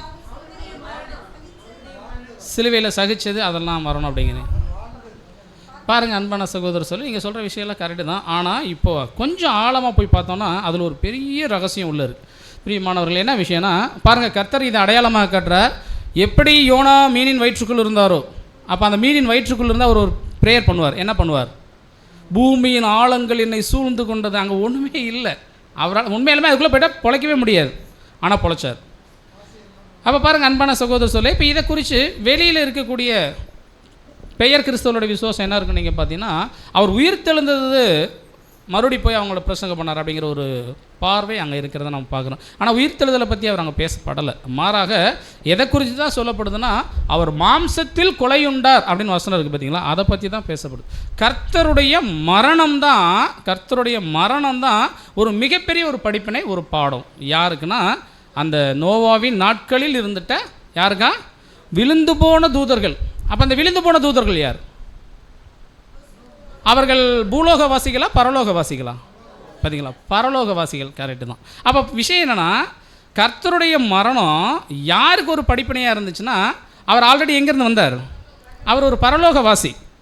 அங்கே இருந்து தான் யார் வந்தாங்கன்னு பார்த்தீங்கன்னா, முதலாம் உலகத்தில் ஜனங்களை நல்வழிப்படுத்த வந்தாங்க. நாங்கள் போய் என்ன பண்ணிடுறோம், சரி பண்ணிட்டு வந்துடுறோம். ஆனால் வஞ்சனையில் அவர் என்ன பண்ணப்பட்டார்? அகப்பட்டு தேவன் எதிர்பார்க்காத விஷயத்தை செஞ்சுட்டு தேவனையே நோகடிச்சிட்டானுங்க, மனஸ்தாபப்பட வச்சுட்டாங்க. அதனால தான் அந்த முதல் உலகம் அழிஞ்சு. இப்போ அவங்களுக்கு படிப்பினையாக இருந்துச்சான் எதுனா, எப்படி யோனா 3 நாள் மீனின் வயிற்றுக்குள்ளே இருந்தாரோ, அதே போல் மனுஷகுமாரன் பூமியின் இருதயத்துக்குள்ளே இருந்தது அவங்களுக்கு ஒரு படிப்பினையாக. பாருங்கள், அந்த ஆவி அப்படின்னு போட்டிருக்கு, அதனால் நமக்கு சரியாக அனலைஸ் பண்ண முடியல. ஆனால் திருவிவிலியத்தில் பார்த்தீங்கன்னா வசனம் பாருங்கள், 1 பேதுரு 3:19 அந்நிலையில் அவர் காவலில் இருந்த ஆவிகளிடம் போய் தம் செய்தியை அறிவித்தார். பாருங்க, அந்நிலையிலே, அந்த ஒரு நிலைமையிலே அவர் போய் என்ன பண்ணாரா, பிரசங்கம் பண்ணார். அப்போ பிரசங்கம் அப்படிங்கிறது அவர் லிட்டரில் போய் மைக் பிடிச்சிட்டு அது பண்ணது அல்ல, அது ஒரு வகை. ஆனால் இன்னொரு வகை என்ன, நம்முடைய வாழ்க்கையே அவங்களுக்கு படிப்பினை. அப்போ இந்த இடத்துல கர்த்தருடைய இந்த மரண நிலைமை அந்த தூதர்களுக்கு ஒரு படிப்பினையா. அது என்ன மரண நிலைமை அவங்களுக்கு ஒரு படிப்பினை. அப்போ இங்கே சொல்லப்படக்கூடிய பேதுரு சொல்கிறார் பார்த்தீங்களா, அந்நிலையிலே அவர் போய் காவலில் உள்ள ஆவிகளுக்கு பிரசங்கம் பண்ணார் சொல்கிறார் பார்த்தீங்களா, அந்த நிலைமைக்கு பேர் என்ன? அதை தான் மேல் வசனம் பார்த்தோம், அவர் மாமிசத்தில் கொலையுண்ட சாவு அப்படிங்கிற விஷயம். அப்போ அந்த நிலைமை எதுன்னு சொல்லி நம்ம கவனிக்கிறோன்னா, அதுதான் மரணம். அதுக்கு பேர் சாவு. இன்றைக்கி சாவுனா நமக்கு தெரியும். சாவுனா என்ன, நமக்கு ரொம்ப கேஷுவல் ஆயிடுச்சு, ரொம்ப யதார்த்தமாகிடுச்சு. ஏன்னா சாவில்லாத வீடே கிடையாது, அதை அனுபவிக்காத ஜனங்கள் கிடையாது. நமக்கு யதார்த்தம், ரொம்ப பழகனமான விஷயம். ஆனால் பரலோகவாசிகளுக்கு அது ரொம்ப புதுசு. நான் சொல்கிற விஷயம் உங்களுக்கு புரியும் நான் நினைக்கிறேன். என்ன நடந்துருச்சு அப்படின்னு நீங்கள் கவனிச்சு பார்த்தீங்கன்னா, இந்த ஒரு மரணம் அப்படிங்கிற விஷயத்தை குறித்து வேதாகமம் என்ன சொல்லுதுன்னா, யோபு 10:21. யோபு 10:21 காரிருளும் மரண இருளுமான இருண்ட தேசமும் இருள் சூழ்ந்த ஒழுங்கில்லாத மரண மறைவிடமுள்ள தேசமும் ஒளியும் இருளாகும் தேசமுமாகிய போனால் திரும்பி வராத தேசத்திற்கு நான் போகும் முன்னே. பாருங்கள், இந்த மரண நிலைமையை குறித்து யோபு எழுதுகிறார். அது எப்படிப்பட்ட இடமா, இருளும் ஒளியும் இருளாகும் தேசம், போனால் திரும்பி வரவே முடியாத ஒரு தேசம். அன்பான சகோதர சகோதரிகளே, அதை குறித்து தான் இங்கே சொல்கிறார். அப்போ மரண நிலைமை அப்படிங்கிறது எதுனா, அது எவ்வளோ பெரிய லைட்டாக இருந்துட்டாலும் சரி, உள்ளே போட்டு மூடிட்டா அவ்வளோதான். அதுக்குள்ளே போயிட்டா திரும்பி வர முடியும்னு நினைக்கிறீங்களா? முடியவே முடியாது. அதனால தான் கர்த்தர் இயேசு கெத்செமனேல பிலிப்பியரில் வசனம் இருக்கும், அவர் தன்னை மரணத்தினின்று ரட்சிக்க வல்லமையுள்ளவரை நோக்கி அவர் என்ன பண்ணார், பலத்த சத்தத்தோடும் கண்ணீரோடும் விண்ணப்பம் பண்ணி வேண்டுதல் செய்தார். ஏன்னா கர்த்தருக்கு தெரியும், போனால் திரும்பி வர முடியாத தேசத்துக்கு போயிட்டா அங்கேருந்து யாரால் மாத்திரம்தான் கூட்டிகிட்டு வர முடியும், நம்முடைய தேவனால் மாத்திரம்தான் முடியும்னு அவருக்கு தெரியும். வேறு யாருக்காச்சும் தெரியுமா? தூதர்களுக்கு கூட தெரியாது. அதனால தான் சாத்தான் என்ன பண்ணிட்டார் பார்த்தீங்கன்னா, ரொம்ப சந்தோஷப்பட்டார். கர்த்தரை என்ன பண்ணிட்டோம், முடிச்சிட்டோம்ப்பா, நம்மளுடைய வாய்ப்பு முடிஞ்சிச்சு, நம்ம நினச்சதை ஜெயிச்சிட்டோம் அப்படின்னு நினச்சார். காரணம் என்னென்னா, இந்த சாவு இப்போ நடக்கலை. இந்த சாவு எப்பயே ஆரம்பமாச்சு பாருங்கள் அன்பான சகோதர சகோதரி. முதல் சாவு எங்கே நடந்துச்சுன்னா, அங்கேயும் ஏதேனில் இல்லை, அதுக்கு ஆதாம் ஏவாளுடைய ரெண்டாவது பையன் முதல் முறையாக சாகிறார். கரெக்டாக நான் சொல்கிறது? அப்போ அந்த ஆபேலுடைய மரணம் என்ன அப்படிங்கிறத அன்னைக்கு இருந்த ஆதாம் ஏவாள் உடனே அனலைஸ் பண்ணியிருப்பாங்களா? இப்போ இன்றைக்கி நம்ம வீட்டில் ரொம்ப ஒருத்தர் அப்படியே இருக்கிறாரு, டக்குன்னு செத்துறாரு, நம்ம பார்த்தோன்னே என்ன ஆயிடுச்சு, முடிஞ்சிருச்சுங்க நம்ம அப்படி சொல்கிறோம் இல்லை, டக்குன்னு சொல்கிறோம். ஆனால் அன்றைக்கி ஆதாமுக்கு ஏவாளுக்கும் இது சாவுன்னு சொல்லி தெரிஞ்சிருக்குமா? எவ்வளோ நாள் ஆயிருக்குன்னு நீங்கள் நினைக்கிறீங்க? பாருங்கள், 3 நாள் நம்ம சொல்கிறோம், ஆனால் அதை தாண்டி தான் இருக்கலாம். காரணம் என்னென்னா, அன்றைக்கி இருந்த உலகத்தினுடைய சீதோசன நிலை சாதாரணமானதில்லை. ஊட்டியில் போனீங்கன்னா உடம்பு எப்போவுமே ஜில்லுன்னு தான் இருக்கும். கரெக்டுங்களா? இப்போ முதல் முறையாக ஆதாம் மற்றும் ஏவாள் என்ன பண்ணுறாங்கன்னா தன்னுடைய மகன் ஒரு வித்தியாசமான சூழலில் இருக்கிறத பார்க்குறாரு. உடம்புலாம் ரத்தம் ஒரு மாதிரி சூழல். அவரை அடிச்சு கொண்டார் சொல்கிறார். எப்படி அடிச்சு கொண்டாங்க, இன்றைக்கி போல் சேதச்சு போட்டிருப்பாரா, அதெல்லாம் நமக்கு தெரியல. மொத்தத்தில் ஆபேல் மரண நிலைமைகள் போயிட்டார். போனால் திரும்பி வர முடியாத இடத்துக்கு போயிருக்கிறார். அப்படிங்கிறது ஆதாமுக்கும் ஏவாளுக்கும் உடனே தெரியல. கண்டிப்பாக ஆதாம் ஏவாள் என்ன செஞ்சுருப்பாங்க நீங்கள் யோசிச்சு பாருங்கள். ஒரு தாய் தகப்பனாக இருந்து இன்றைக்கி நமக்கு நல்லாவே தெரியும் செத்துட்டா அவ்வளோதான். ஆனால் நம்ம என்ன பண்ணுவோம், தட்டி பார்க்குறது என்ன, தடவி பார்க்குறது என்ன, வந்துட மாட்டியா, போயிட மாட்டியா, எத்தனை கூப்பாடு, எத்தனை கூக்குரல். ஆனால் வந்துடுவாங்களா? ஆதாம் ஏவாள் அதை அனலைஸ் பண்ணி உள்வாங்கினதுக்கப்புறம் அவங்களுடைய மனநிலை எப்படி இருந்துக்கும் நீங்கள் சற்று யோசிச்சுப்பார். ஆதாம் உண்மையிலே நொந்துருப்பார். அந்த பழத்தை சாப்பிட வேணான்னு சொன்னாரே, அதுக்கு நான் கொடுத்துருக்கிற விலை என் மகனுடைய இழப்பு, அது சாவுன்னு கூட அவருக்கு தெரியாது. கண்டிப்பாக உடனேலாம் எடுத்துகிட்டு போய் நேராச்சுரா எடுத்துகிட்டு போங்கடா அன்றைக்கி சொல்லியிருக்கவே மாட்டாங்க. இன்றைக்கி வேணால் சொல்லியிருப்பாங்க. எத்தனை நாள் அங்கே வச்சுருந்து அந்த ஆதாம் ஏவாள், ஏன்னா அடக்கம் பண்ணணுங்கிற ஒரு சூழல் அவங்களுக்கு அன்றைக்கி தெரிஞ்சிருக்குமா? அது கூட தெரிஞ்சிருக்குது. அதை என்ன பண்ணாங்க, ஏது பண்ணாங்க, அதெல்லாம் வேதம் நமக்கு சொல்லி தரலை. ஆனால் ஒரு தாயும் தகப்பனுமாக இருந்து, அது மாத்திரம் இல்லாமல் காயின் செத்துருந்தால் கூட அவங்க ஃபீல் பண்ணியிருக்க மாட்டாங்க. செத்துது ஆபேல். ஏன்னா தனக்கு பிடிச்ச பையன் நல்ல கேரக்டரில் இருக்கிற ஒரு மனுஷன், அவன் செத்து போயிட்டான். எப்படி இருக்கும் நீங்கள் யோசிச்சு பாருங்க. அவங்களுடைய மனநிலை ரொம்ப ரொம்ப ரொம்ப கஷ்டமான சூழல். கண்டிப்பாக ஏவாள் சொல்லியிருப்பாங்க ஆதாம்கிட்ட, என் பையன் இப்படி தூங்கி நான் பார்த்ததே இல்லையா, யாயா. அப்போ அவர் எக்ஸ்பிளைன் பண்ணியிருப்பார். அந்த பழம் சாப்பிட வேணான்னு தேவன் சொன்னார் பார்த்தீங்களா, அதுதான் இந்த சூழ்நிலைக்குள்ளே போயிட்டோம் அப்படிங்கிறத அவங்க உணர்ந்து அதை அந்த ஒரு காயத்தை எடுத்து போடுறதுக்கு அவங்களுக்கு நாள் பற்றி இருக்குமா அப்படின்னு தெரில. அந்த 930 வருஷம் ஆதாமுக்கு பற்றி இருக்குமா அப்படின்னு கேட்டால் கண்டிப்பாக நம்ம சொல்கிறோம் பற்றி இருக்காது. ஒவ்வொரு நாளும் அதற்காக இது. அப்போ காலங்கள் கடந்து போகுது. அன்னைக்கு ஏற்பட்ட அந்த ஒரு மரணம் கிட்டத்தட்ட 4000 வருஷமாக சாவு நடந்துக்கிட்டே இருக்குது. ஆனால் யாருமே என்ன பண்ணப்படலை, வரவே இல்லை. போனால் திரும்பி வர முடியாத தேசமாகவே மரணம் அங்கே இருந்துச்சு. அதனால தான் ஈடுபலியெல்லாம் பார்த்துருப்போம். யார் நினச்சா கூட அவங்களுக்கு ஒரு சரிநிகர் சமான விலை கொடுக்க முடியல. தேவனே சித்தம் வச்சாலே ஒளிய அப்படின்னு சொல்லிட்டு தான் பார்த்துட்டு தான் தன்னுடைய குமாரனை அங்கே அனுப்புகிறத நம்ம பார்க்குறோம். இப்போது ஒரு 4000 வருஷ காலமாக போனால் வர முடியாது. ஆபிரகாம் செத்துட்டார், ஈசாக் செத்துருக்கிறார், முற்பிதாக்கள் எல்லாருமே செத்துருக்குறாங்க. ஆனால் யாருமே என்ன ஆகலை, பூமியின் தூளோடு மண்ணோடு மண்ணாக போயிட்டாங்க. இதை யார் பார்த்துட்டு வராங்க? அந்த சாத்தான் பார்த்துட்டு வராங்க. பரலோக குடும்பம் பார்த்துக்கிட்டே வருது. கரெக்டுங்களா? இப்போது அந்த முதலாம் உலகத்தில் தப்பு செஞ்சவங்கள அந்த சூழ்நிலைக்கு தேவன் கொண்டு போகல. என்னதான் பண்ணி வச்சிட்டார், அந்தகார சங்கிலியில் கட்டித்தான் வச்சிட்டார். அதுவே அவங்களுக்கு ஒரு பெரிய விஷயம். அப்படியே நாட்கள் போகுது. இப்போ திடீர்னு நீங்கள் கவனிச்சு பார்த்தீங்கன்னா ஒரு 4000 வருஷம் கழிச்சதுக்கப்புறம் தேவனுடைய தெய்வீக சித்தத்தின்படி மேலே இருக்கிற ஒரு மனுஷன் காணாமல் போயிட்டார். யார் அவர்? பரலோக குடும்பத்தில் இருந்த ஒரு மனுஷன் வந்து காணாம். ஒரு 10 மாதம் ஆளுங்க தேடுறாங்க, தொலை வராங்க, எங்கடா போனார், கண்டே பிடிக்க முடியல. ஏன்னா தேவனுடைய அனந்த திட்டம் அப்படி. உம் சித்தம் செய்ய போகிறேன், நான் போகிறேன்னு சொன்னோன்னே தேவன் என்ன பண்ணிட்டார், அதான் வசனம் சொல்லுது, அந்த வார்த்தையை தேவன் என்னவோ பண்ணிட்டார், மாம்சமாக்கி மரியாதை வைத்துக்குள்ள வச்சு விட்டார். நம்ம ஆளுங்க தொலைவரானுங்க கண்டே பிடிக்க முடியல. அப்புறம் ஒரு நாள் சம்மந்தமே இல்லாமல் காப்ரியேல் கீழே வர்றார். நம்ம ஆளுங்க பார்க்குறாங்க, எதுக்குடா நம்மளால் அங்கே போகிறாரு, இடையர்களை போய் மீட் பண்ணுறாரு. மீட் பண்ணோன்னே அவர் சொல்கிறார், எல்லா ஜனத்துக்கும் மிகுந்த சந்தோஷத்தை உண்டாக்கும் நற்செய்தி என்னவா, என்ன செய்தி, கிறிஸ்து பிறந்துட்டார் அப்படின்னு சொன்னோன்னே என்ன நடந்துச்சு? வசனம் சொல்லுது, அந்த சனமே பரலோகத்தின் திரள் அங்கே இருந்துச்சான். பரலோக சேனையின் திரள் அந்த இடத்துக்கு வந்துச்சான். ஏன்னா கப்ரியேல் வந்து சொல்கிறாரு. அப்போ இவங்க கவனிச்சிட்டே இருக்கிறாங்க. ஏன்னா கப்ரியேல் பூமிக்கு வராருன்னா காரணம் எல்லாம் வரவே மாட்டார். இப்போ நம்மளால் 9 மாதம் காணாம். என்னாச்சு அப்படின்னு பார்த்தா அந்த வார்த்தை மாம்சமாகி இப்போ குழந்தையாக வந்துருச்சு. என்ன ஒரு சந்தோஷம், என்ன ஒரு கூப்பாடு. நீங்கள் யோசிச்சு பாருங்கள், பரலோகத்தின் சேனையின் திரளே அந்த இடத்துல வந்து ஒரே கூப்பாடு, உன்னதத்தில் தேவனுக்கு மகிமையும் பூமியில் சமாதானம். எப்படி இருந்தது நீங்கள் யோசிச்சு பாருங்கள். அப்போ அந்த பரலோகவாசிகளுடைய பார்வை யார் மேலேயே இருந்திருக்கு, கர்த்தர் மேலே தான் இருந்தது தேடல். இப்போ என்ன ஆயிடுச்சுன்னா அவர் குழந்தையாக வந்துட்டார்.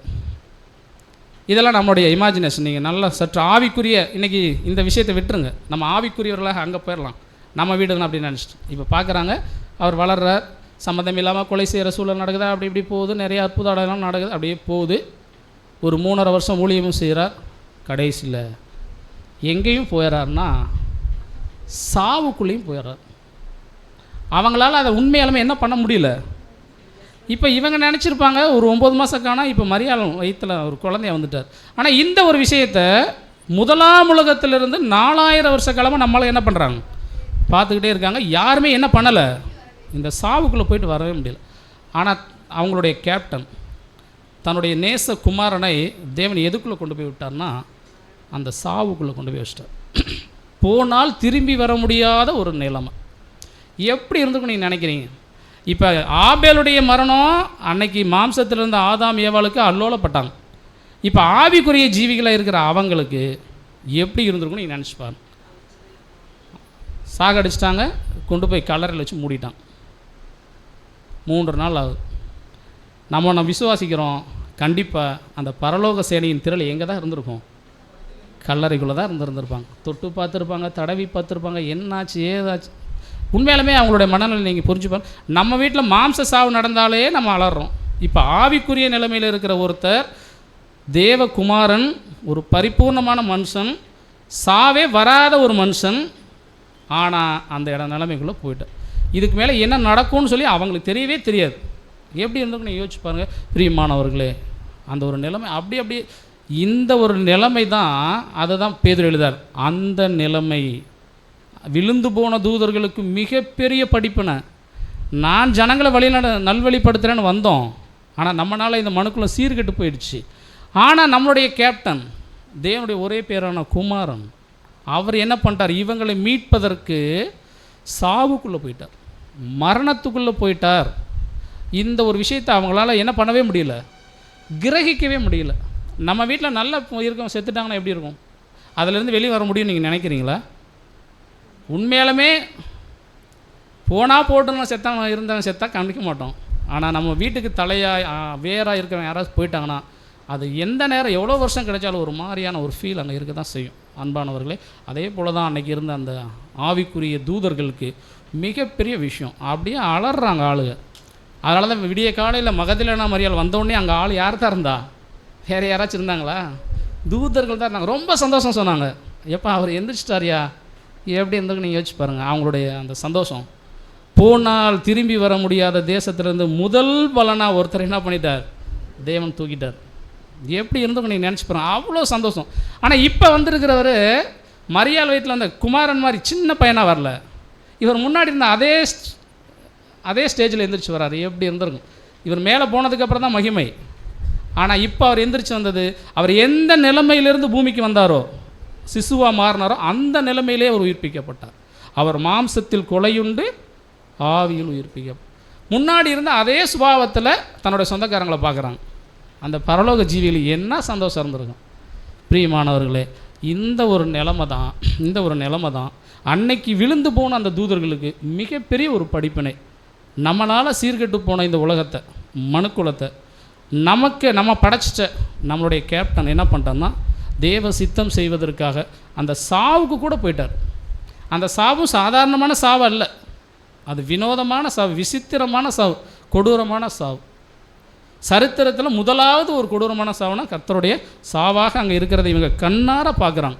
அந்த உடல் ரீதியான உபத்திரவங்கள் எல்லாத்தையும் அவங்க பார்க்குறாங்க. எப்படி இருந்திருக்கும் அன்பான சகோதர சகோதரி. மகதலேனா கன்னிமரியாள் கர்த்தருடைய அந்த பாடுகளை பார்க்குற விஷயமே அவங்களால ஏற்றுக்கொள்ள முடியல.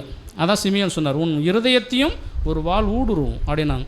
ஒரு நேரடியாக பார்க்குற ஒரு மாம்சத்தில் இருக்க அந்த தாய்க்கே அப்படின்னா, உண்மையாலுமே ஆவிக்குரிய ரீதியில் இருக்கிற அந்த உலகத்தாருக்கு அந்த கர்த்தருடைய அந்த பாடுகள் ஒவ்வொன்றும் கடந்து போகிறது எப்படி இருந்திருக்கும்.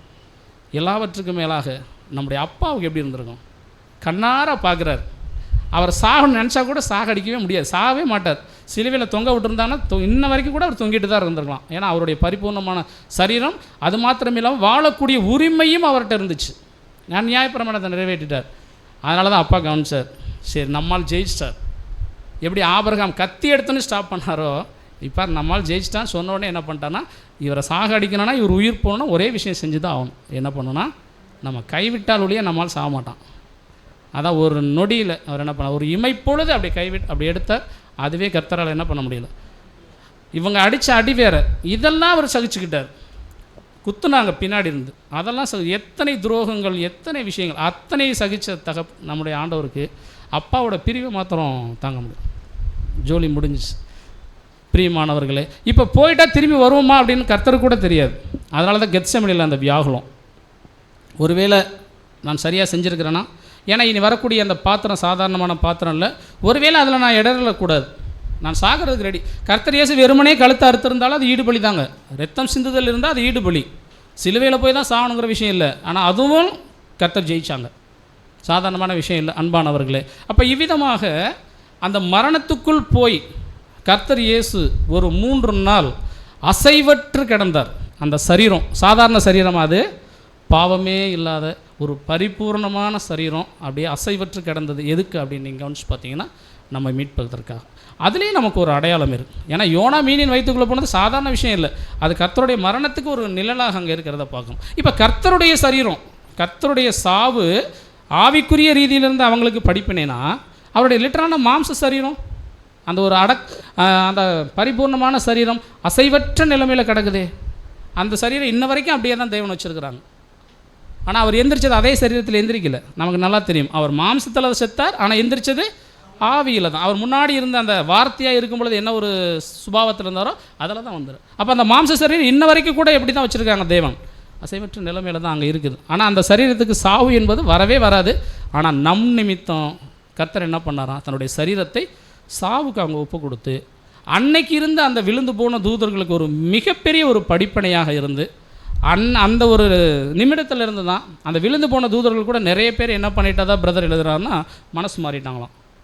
நம்ம செய்ய முடியாத விஷயத்தை நம்முடைய ஆள் செஞ்சுருக்கிறாரு, நம்முடைய கேப்டன் செஞ்சுருக்கிறாருன்னு சொல்லிட்டு உண்மையாலுமே தன் செய்த தவறுக்காக மனஸ்தாபப்பட்டு மனம் திரும்பின தேவதூதர்களும் இன்றைக்கி இருக்கிறாங்க.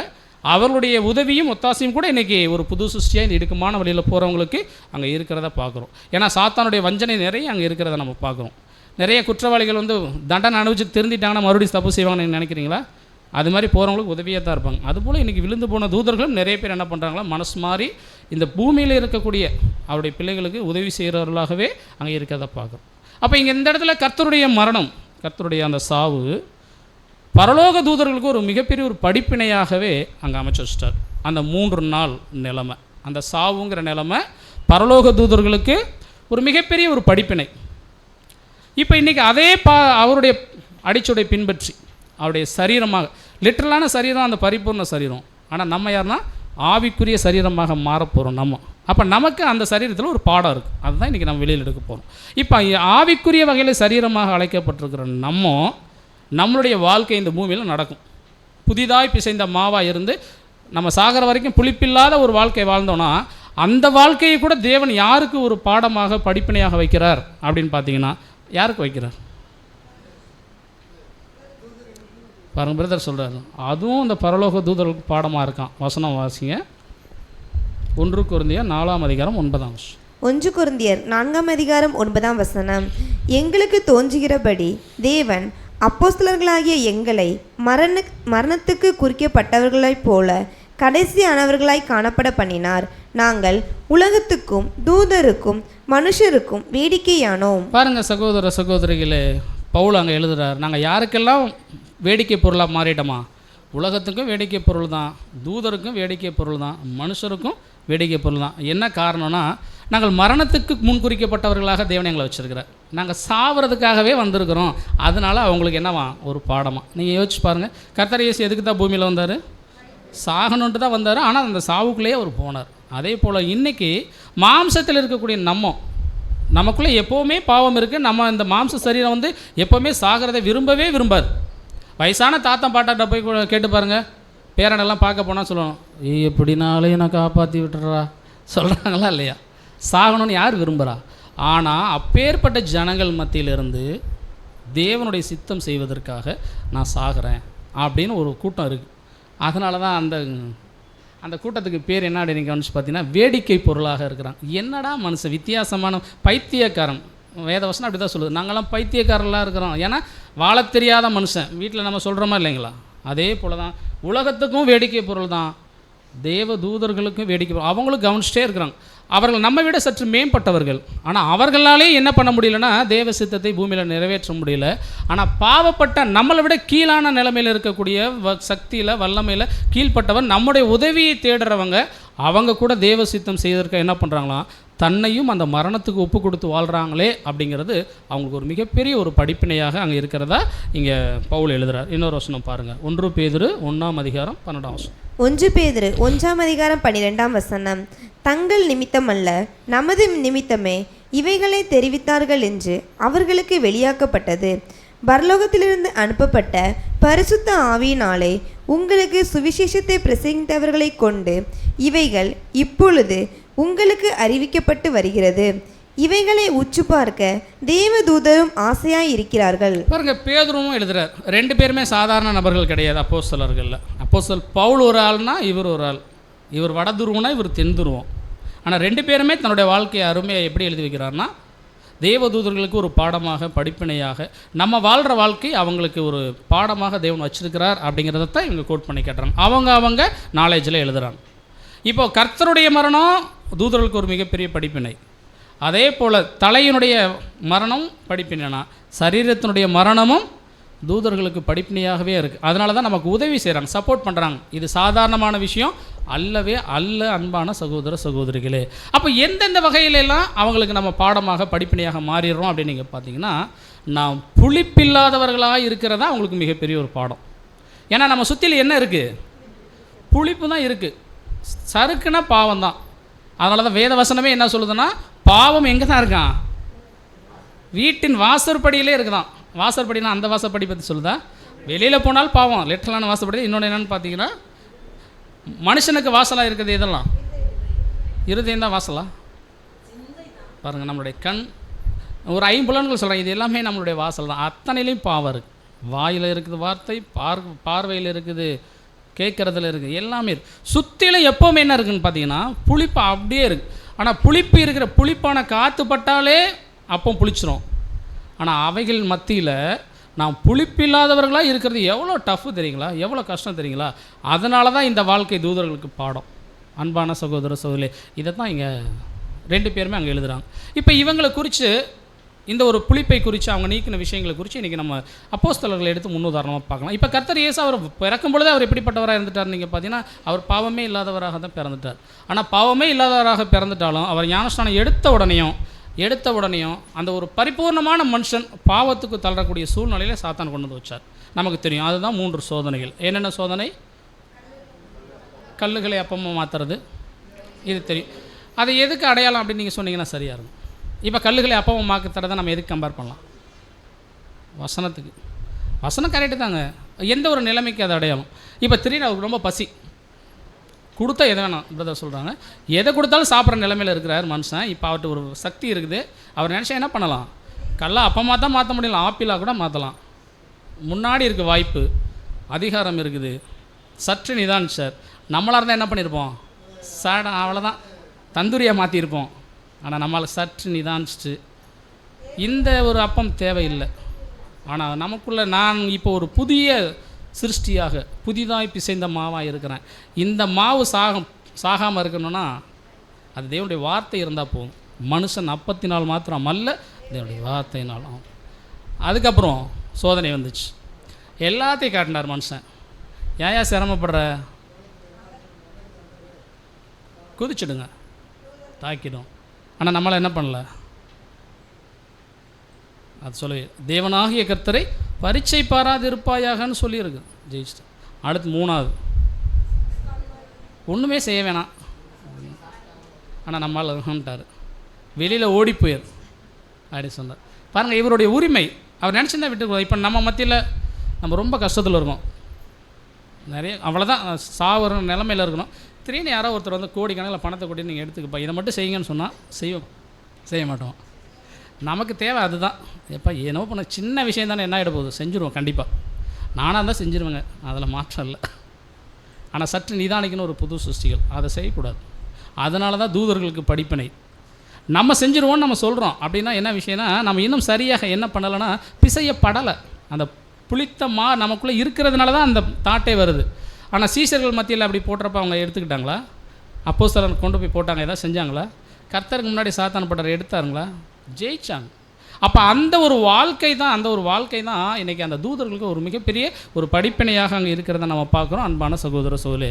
அப்போ அதில் நீங்கள் கவனிச்சு பார்க்கும்போது 3 சோதனை நம்ம எப்படி பிரிச்சிடலாம்னா, ஒன்று மாம்சம், 2வது உலகம், 3வது என்ன விஷயம் நீங்கள் பார்த்தீங்கன்னா அவருடைய உரிமை, சுயாதீனம். இதில் வந்து கர்த்தர் அவங்க ஜெயித்தாங்க ஆரம்பத்திலேயே. அதே போல் நாமும் ஜெயிக்கணும். அதுதான் அவருடைய மரணத்துக்குள்ளே இருந்து பார்க்குறோம். அந்த லிட்டரலான சரீரம், ஒரு பரிபூர்ணமான சரீரம் எப்படி அசைவற்று மரண நிலைமைக்குள்ளே தேவன் சித்தம் செய்வதற்காக போணுச்சோ, அதே போல் ஆவிக்குரிய சரீரமாக அழைக்கப்பட்டிருக்கிற நமக்குள்ள அந்த புளிப்பான விஷயம் என்ன பண்ணப்படணும் அப்படின்னு நீங்கள் பார்த்தீங்கன்னா, அது மரணத்துக்குள் போகணும், அசைவற்ற நிலைமைக்கு போகணும். ஒருவேளை அடுத்த வருஷம் மெமோரியலில் நம்ம வந்து கேட்டோம்னா, ஒருவேளை அனலைஸ் பண்ணோன்னா, நீங்கள் புளிப்பு இல்லாதவர்களாக இருக்கிறீங்களா அப்படின்னு கேட்டோன்னா தலையெல்லாம் ஆட்டவே கூடாது, ஆனால் ட்ரை பண்ணணும். அதை தான் இப்போ யாரோட வாழ்க்கையை பார்க்குறோன்னா, இப்போ ஃபஸ்ட்டு காரணம் நமக்குள்ளே என்ன மறிச்சிருக்கணும் அப்படின்னு நீங்கள் பார்த்தீங்கன்னா, நம்முடைய மாம்சம் மறிச்சிருக்கணும். மாம்சம் மறிக்கிறதுனா என்ன அப்படின்னு நீங்கள் கவனிச்சு பார்த்தீங்கன்னா, இதை பவுலுடைய நிருபங்கள்லேருந்து நம்ம பார்க்கலாம். ரோமர் 7ஆம் அதிகாரம் 23-24. ரோமர் 7ஆம் அதிகாரம் 23ஆம் வசனம் முதல். ஆகிலும் என் மனதின் பிரமாணத்துக்கு விரோதமாய் போராடுகிற வேறொரு பிரமாணத்தை என் அவயவங்களில் இருக்க காண்கிறேன்.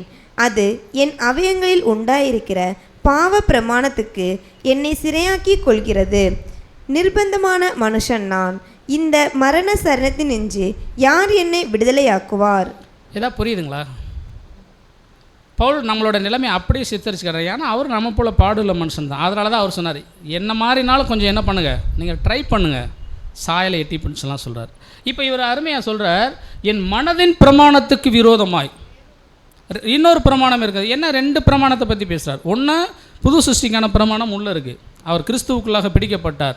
ஆனால் அவர் பிடிக்கப்படுவதற்கு முன்னாடி ஒரு பிரமாணம் இருந்துச்சு, அதை தான் இங்கே சொல்கிறார். வேறொரு பிரமாணம் என்ன இருக்குதுன்னு பார்த்தீங்கன்னா, என் அவயங்களில் இருக்கிறத நான் பார்க்குறேன். அது என்ன பண்ணுதுன்னா, அது என் அவயங்களில் உண்டாயிருந்து பாவ பிரமாணத்துக்கு என்னை சிறையாக்கி போடுது, அதை கட்டியே வச்சிருது. நான் ஒரு நிர்பந்தமான மனுஷனாக இப்போ நான் நிற்கிறேன், ஒரு நிராயுதபாணியாக நிற்கிறேன்.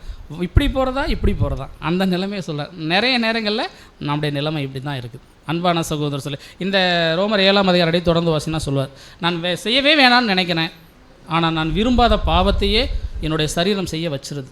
அதுதான் சொல்கிறேன், நான் ஒரு நிர்பந்தமான ஒரு மனுஷனையா, ஒன்றுமே பண்ண முடியல அப்படின்னு சொன்னவர் காலத்துக்கு இப்படியே புலம்பிகிட்டே இருந்தாரா? பாருங்கள் பிரியமானவர்களே, அவருடைய ஆரம்ப நிலைமை அந்த மாம்சத்தோடு அவர் ஒரு போராட்டம் இருந்துச்சு. ஏன்னா அவரும் நம்ம போல் பாடுள்ள மனுஷனா நம்ம விட பெரிய ஆள் அவர். அன்றைக்கி இருந்த பில்கேட்ஸ் மாதிரி அவருக்கு பாவம் வாசப்படியில் இல்லை, சுற்றிலே இருந்துச்சு. அவர் நினச்சா என்ன வேணால் செய்யலாம், உலகத்தையே தன் கண்ட்ரோலில் கொண்டு வர அளவுக்கு அவர்கிட்ட பணப்பலம் இருந்துச்சு, எல்லா அதிகாரம்லாம் இருந்துச்சு. இல்லைன்னு சொல்ல முடியுமா? இன்றைக்கி நம்மள்ட்ட எதுவுமே இல்லை, ஆனால் நம்மளாலே நம்மளுடைய சரீரத்தை கண்ட்ரோல் பண்ண முடியல. நம்ம சாப்பிட்ற சாப்பாடு அவர் சாப்பிட்ருக்க மாட்டார், அவருடைய எல்லா வெரைட்டிஸுமே வேறு. ஆனால் அவர் அதனால தான் சொல்கிறார், நான் ஒரு நிர்பந்தமான மனுஷன். இவருடைய சிரமப்படுவார்னு தெரிஞ்சு தான் தேவன் அவர் வச்சிட்டார் ஒரு முள். இருந்தால் தானே நீ சிரமப்படுவ, கவலைப்படாத. அதனால தான் சொல்லிட்டார், அதுக்காக பிரயாசம் எடுத்தார், விண்ணப்பம் பண்ணார். கர்த்தர் ரொம்ப ஹம்பிளாக சொல்லிட்டார், உன்னுடைய பலவீனத்தில் என் பலன் இருக்கும், நீ சைலண்ட்டாக விட்டுரு. ஒருவேளை அது மாத்திரம் இல்லாமல் இருந்துருச்சுன்னா இந்த ஒரு போராட்டம் அவருடைய வாழ்க்கையில் தொடர்ந்து இருந்துகிட்டே இருந்திருக்கும், ரொம்ப நாள் இருந்திருக்கும். அதனால தான் தேவன் அவருடைய சரீரத்தை அப்படி கொஞ்சம் டியூன் பண்ணி விட்டார். நான் சொல்கிற விஷயம் உங்களுக்கு புரியும் நான் நினைக்கிறேன் பிரியமானவர்களே. அப்போ இங்கே பவுல் என்ன சொல்கிறேன்னா, 2 பிரமாணம் இருக்குது, ஒன்று பாவ பிரமாணம், இன்னொன்று அன்பின் பிரமாணம்.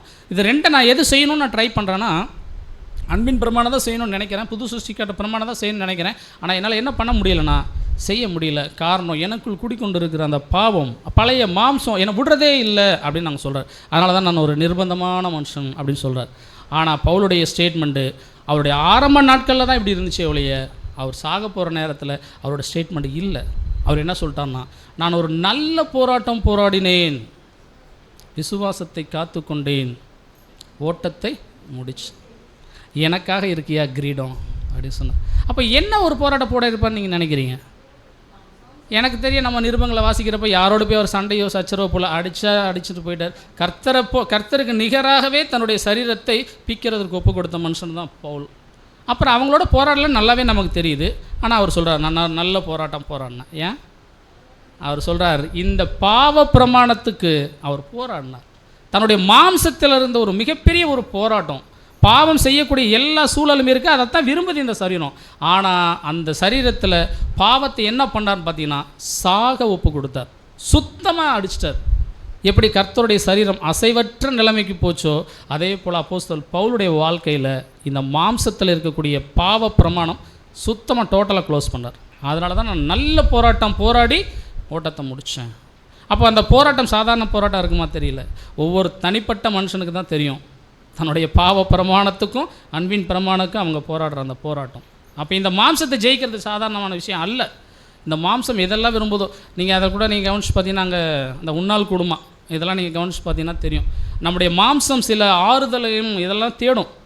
ஆனால் அந்த ஆறுதலை விட்டுட்டு தேவன் தான் நமக்கு ஆறுதல்னு சொல்லிட்டு யார் ஒருத்தர் தன்னை அர்ப்பணிக்கிறாங்களோ அவங்க தான் பெரிய விஷயம். அன்பானவர்கள் அதை அப்போஸ்தலர்கள் அங்கே செஞ்சாங்க, எல்லாருமே செஞ்சுருக்காங்க 12 பேர். அப்போ இந்த இடத்துல நீங்கள் கவனிச்சு பார்க்கும்பொழுது முதலாவது நம்முடைய மாம்சத்தை முழுசாக என்ன பண்ணியிருக்கணும்னா சிலுவையில் அடிச்சிருக்கணும். அந்த மாம்சத்துக்குள்ளே இருக்கிற பாவங்களை முற்றிலும் என்ன பண்ணியிருக்கணும் அப்படி நீங்கள் பார்த்தீங்கன்னா நம்ம களைஞ்சு போட்டிருக்கணும். வசனம் வாசிக்கலாம். ரோமர் 6ஆம் அதிகாரம் 11ஆம் வசனம். ரோமர் 6ஆம் அதிகாரம் 11ஆம் வசனம். அப்படியே நீங்களும் உங்களை பாவத்திற்கு மரித்தவர்களாகவும் நம்முடைய கர்த்தராகிய இயேசு கிறிஸ்துவுக்குள் தேவனுக்கென்று பிழைத்திருக்கிறவர்களாகவும் எண்ணிக்கொள்ளுங்கள். பாருங்க, இங்கே பவுல் தன்னுடைய வாழ்க்கையை தான் உதாரணம் வச்சு பேசுகிறார். அப்படியே இதில் இந்த விஷயத்தில் அவர் பேசுவார். இந்த நான் பாவம் செய்ய வேணாம்னு நினைக்கிறேன், செஞ்சிடறேன், ஆனால் கஷ்டப்படுறேன்னு சொல்லிட்டு அவர் சொல்கிறார். அப்படியே நீங்கள் கூட என்ன பண்ணுங்க அப்படி நீங்கள் பார்த்தீங்கன்னா உங்களை எதற்கு மரித்தவர்களாக மாற்றிக்கணுமா? பாவத்துக்கு செத்தவங்களாக இருக்கணும். நான் சொல்கிற விஷயம் புரியும் நினைக்கிறேன். கர்த்தருடைய சரீரம் ஏன் அசைவற்று கிடந்துச்சுன்னா லிட்ரலான சரீரமாக அழைக்கப்பட்டிருக்க நம்முடைய வாழ்க்கையில் பாவம் முழுவதும் மரண நிலைமைக்கு போனால் தான் அந்த ஆவிக்குரிய சரீரத்தில் அவயம், இல்லைன்னா வாய்ப்பே இல்லை அப்படிங்கிற விஷயத்தை பார்க்குறோம். அப்போ நம்ம என்ன பண்ணியிருக்கோம்னு பார்த்தீங்கன்னா நம்மளை பாவத்துக்கு மரித்தவர்களாகவும் நம்முடைய தேவனாகிய கர்த்தராகிய இயேசு கிறிஸ்துவுக்குள் தேவனுக்கென்று பிழைத்திருக்கிறவர்களாகவும் எண்ணிக்கொள்ளுங்கள். ஏன்னா தேவ சித்தத்தை செய்வதற்காகத்தான் நமக்கு அந்த வாய்ப்பு அந்த ஞானஸ்நானத்தில் நாங்கள் கொடுத்துருக்கதை நீங்கள் நினச்சி பார்த்து என்ன பண்ணுங்கன்னா உங்களுக்குள்ள அந்த பாவ சிந்தைகள் பாவங்கள் வந்துச்சுன்னா மாம்சத்தை என்ன பண்ணுங்கன்னா கட்டுக்குள் கொண்டுடுவாங்க, சாகடிக்கிறதுக்கு நீங்கள் முயற்சி பண்ணுங்கள்.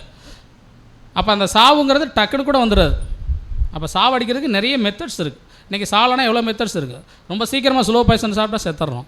இது மாதிரி மெத்தட்ஸ் இருக்குது. அது மாதிரி இந்த பாவத்தை சாகடிக்கிறதுக்கு நமக்குன்னு என்ன இருக்குன்னா நிறைய மெத்தட்ஸ் தேவன் வச்சுருக்காங்க. அதெல்லாம் பயன்படுத்தி என்ன பண்ணணும்னா நம்ம சாகடிக்கணும். அடுத்த விஷயம் பாருங்கள். ரோமர் 6ஆம் அதிகாரம் 7ஆம் வசனம். ரோமர் 6ஆம் அதிகாரம் 7ஆம் வசனம்.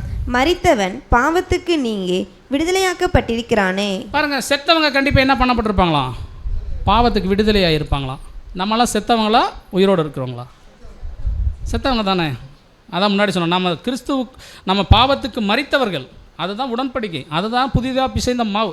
செத்ததுனால தான் புதிதான மாவு, சாகலைன்னா பழைய மாவு தான். அப்போ அதனால் இங்கே பவுல் ரொம்ப தெளிவாக சொல்கிறாரு, நம்ம மரித்தவங்க கண்டிப்பாக நமக்குள்ளே என்ன இருக்காதான்? பாவம் இருக்காது, புளிப்பு இருந்துடக்கூடாது. அந்த லிட்டரலான சரீர இச்சையின்படியான பாவம். அதனால தான் வசனம் சொல்லுது, மாம்சத்தின் கிரியைகள் அது வெளியரங்கமாயின. அதில் ஒரு லிஸ்ட் இருக்கும். அது எல்லாமே இன்றைக்கி நமக்குள்ளே இருக்குதா இல்லையா சற்று நிதானிச்சு பார்க்கணும். ஒரு வேளை இருந்துச்சுன்னா ரொம்ப ஹம்பிளாக தேவனுடைய தயவை வச்சு என்ன பண்ணால் முழுசாக சாகடிச்சிருக்கணும். கொஞ்சம் இருந்துச்சுன்னா கூட எல்லாத்தையும் புளிக்க வச்சிடும். கொஞ்சம் புளித்தமாக எல்லா மாவையும் புளிக்க வைக்கிற வல்லமை படைச்சது. அப்போ இந்த நம்ம பாவ சரீரத்தில் பாவத்தை முழுவதுமாக யார் ஒரு மரணத்துக்கு ஒப்பு கொடுக்குறாங்களோ அவங்க தான் லிட்டரலான சரீரம். பிரியமானவர்களே, இது சாதாரண பேசுகிறது வேணால் ஈஸிங்க, ஆனால் நம்முடைய வாழ்க்கையில் கொண்டு வர்றது. அதனால தான் பவுல் சொல்லிட்டார், நான் நிர்பந்தமான மனுஷன். நம்மளாம் அதே போல் தான் நிர்பந்தமான மனுஷன் தான். நம்மளால் முடியாது, ஆனால் தேவனுடைய தயவு. அதுக்காகத்தான் தேவன் நமக்கு என்ன பண்ணிட்டார்னா வாய்ப்பு, நினச்சோன்னே போய் கிருபாசனத்தை பிடிச்சிடலாம். உடனடியாக சுத்திகரிக்கிற வாய்ப்பு நமக்கு இருந்துச்சு. அதனால தான் அப்போஸ்தலர் பவுல் அதை பயன்படுத்தி தான் என்ன பண்ணார்னா நல்ல போராட்டத்தை போராடி அவர் ஜெயிச்சார் அப்படிங்கிறத நம்ம பார்க்குறோம். அன்பான சகோதர சகோதரி, அடுத்த வசனம் பாருங்கள். ரோமர் 6ஆம் அதிகாரம் 12ஆம் வசனம். ரோமர் 6ஆம் அதிகாரம் 12ஆம் வசனம். ஆகையால் நீங்கள் சரீர இச்சைகளின்படி பாவத்திற்கு கீழ்ப்படியத்தக்கதாக சாவுக்கு ஏதுவான உங்கள் சரீரத்தில் பாவம் ஆளாதிருப்பதாக. பாருங்க, இது சாவுக்கு ஏதுவான சரீரம், பாவம் ஆளக்கூடிய சரீரம் தான், பாவம் அழிஞ்சு கிடக்கிற சரீரம் தான், அதில் மாற்றலாம் கிடையாது. ஆனால் இதுக்குள்ளே நீங்கள் என்ன பண்ணாமல் இருக்கணுமா? பாவத்தை ஆளுகைக்குள்ளாக கொண்டு வராதிங்க, பாவம் ஆளாதபடி நீங்கள் பார்த்துங்க. அப்போ பாவம் ஆளாதபடி இருக்கணும்னா என்ன பண்ணணும்? அதை சாகடிச்சா தான் ஆளாதபடி வரும். கொஞ்சம் வச்சுருந்தோன்னா அப்போ நமக்குள்ளான இந்த மாம்ச சரீரத்தில் இருக்கக்கூடிய பாவ சிந்தனைகளை, பாவ விஷயங்களை, அந்த விரோதமான தீமையின் பிரமாணத்தை, பாவ பிரமாணத்தை சிலுவையில் வச்சு அடிச்சோம். பாருங்கள், அடுத்த வசனம் பாருங்கள். ரோமர் 6ஆம் அதிகாரம் 21ஆம் வசனம் முதல். இப்பொழுது உங்களுக்கு வெட்கமாக தோன்றுகிற காரியங்களினாலே அக்காலத்தில் உங்களுக்கு என்ன பலன் கிடைத்தது? அவைகளின் முடிவு மரணமே.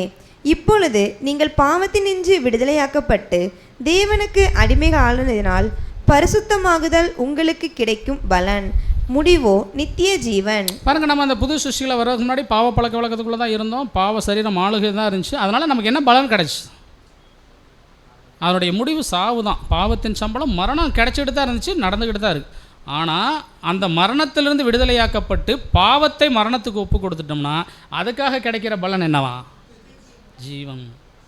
தேவன் அதைத்தான் கர்த்தருக்கு கொடுத்தாங்க, அதைத்தான் அப்போஸ்தலருக்கு கொடுத்தாங்க, அதைத்தான் நமக்கும் தரதா சொல்கிறார். அதனால தான் வேடிக்கையாகிறோம். யாருக்குன்னா தூதர்கள் கவனிக்கிறாங்க. உண்மையாலுமே இதில் பாவ சரீரம் தான். ஆனால் நம்மளும் என்ன பண்ணுறாங்க? அந்த 1,44,000 பேர் இந்த சரீரத்தில் பாவத்தை ஆளாதபடிக்கு சாக ஒப்பு கொடுத்துருக்குறாங்க. காரணம் என்னென்னா தேவனுடைய அடிமைகளாக இருந்து தேவ சித்தத்தை செய்வதற்காக. அந்த ஒரு விஷயம் மிகப்பெரிய ஒரு பாடங்க. அது கண்டிப்பாக தூதர்கள் செய்யலை, அதில் அவங்க தோல்வியை தழுவிட்டாங்க.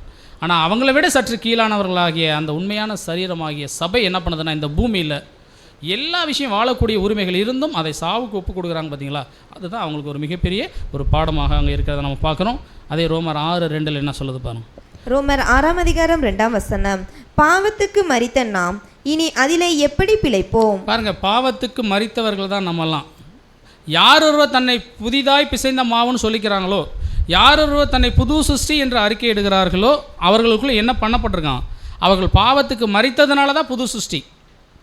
அந்த பாவம் மறுபடியும் தலை தோங்கிருந்துச்சுன்னா, மறுபடியும் வளர்ந்துருந்துச்சுன்னா அவங்க யார்? கிடையாது, கிடையவே கிடையாது. அப்போ நம்மளாம் புது சிருஷ்டியா இல்லையா அப்படிங்கிறது, நமக்குள் இருக்கக்கூடிய இந்த மாம்சத்தில் இருக்கக்கூடிய அந்த பாவம் மறிச்சிருந்தால் தான் நம்ம புது சிருஷ்டிங்கிற விஷயத்தை நம்ம தாராளமாக தைரியமாக சொல்ல முடியும். அதை தான் கலாத்தியரில் பவுல் விதமாக எழுதுகிறார். கலாத்தியர் 6:24.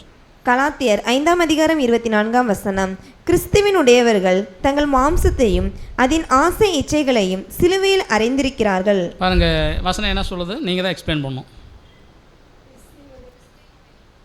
அப்போ இங்கே பவுல் ரொம்ப தெளிவாக சொல்லிட்டார். பாருங்கள், 5, 6, 7 இது எல்லாமே பவுல் தன்னுடைய மாம்ச விஷயத்தை பற்றி தான் பேசிட்டு அங்கே அவர் கன்க்ளூஷன் கொடுக்குறாரு. என்னென்னா, கிறிஸ்துவை உடையவர்கள் தங்கள் மாம்சத்தையும் அதன் ஆசை இச்சைகளையும் என்ன பண்ணியிருக்காங்களா?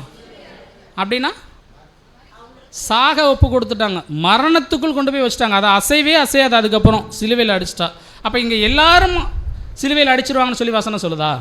நீங்கள் சற்று நிதானிச்சு சொல்லுங்கள். கிறிஸ்துவை உடையவர்கள் மாத்திரம்தான், கிறிஸ்தவர்கள் கிடையாது.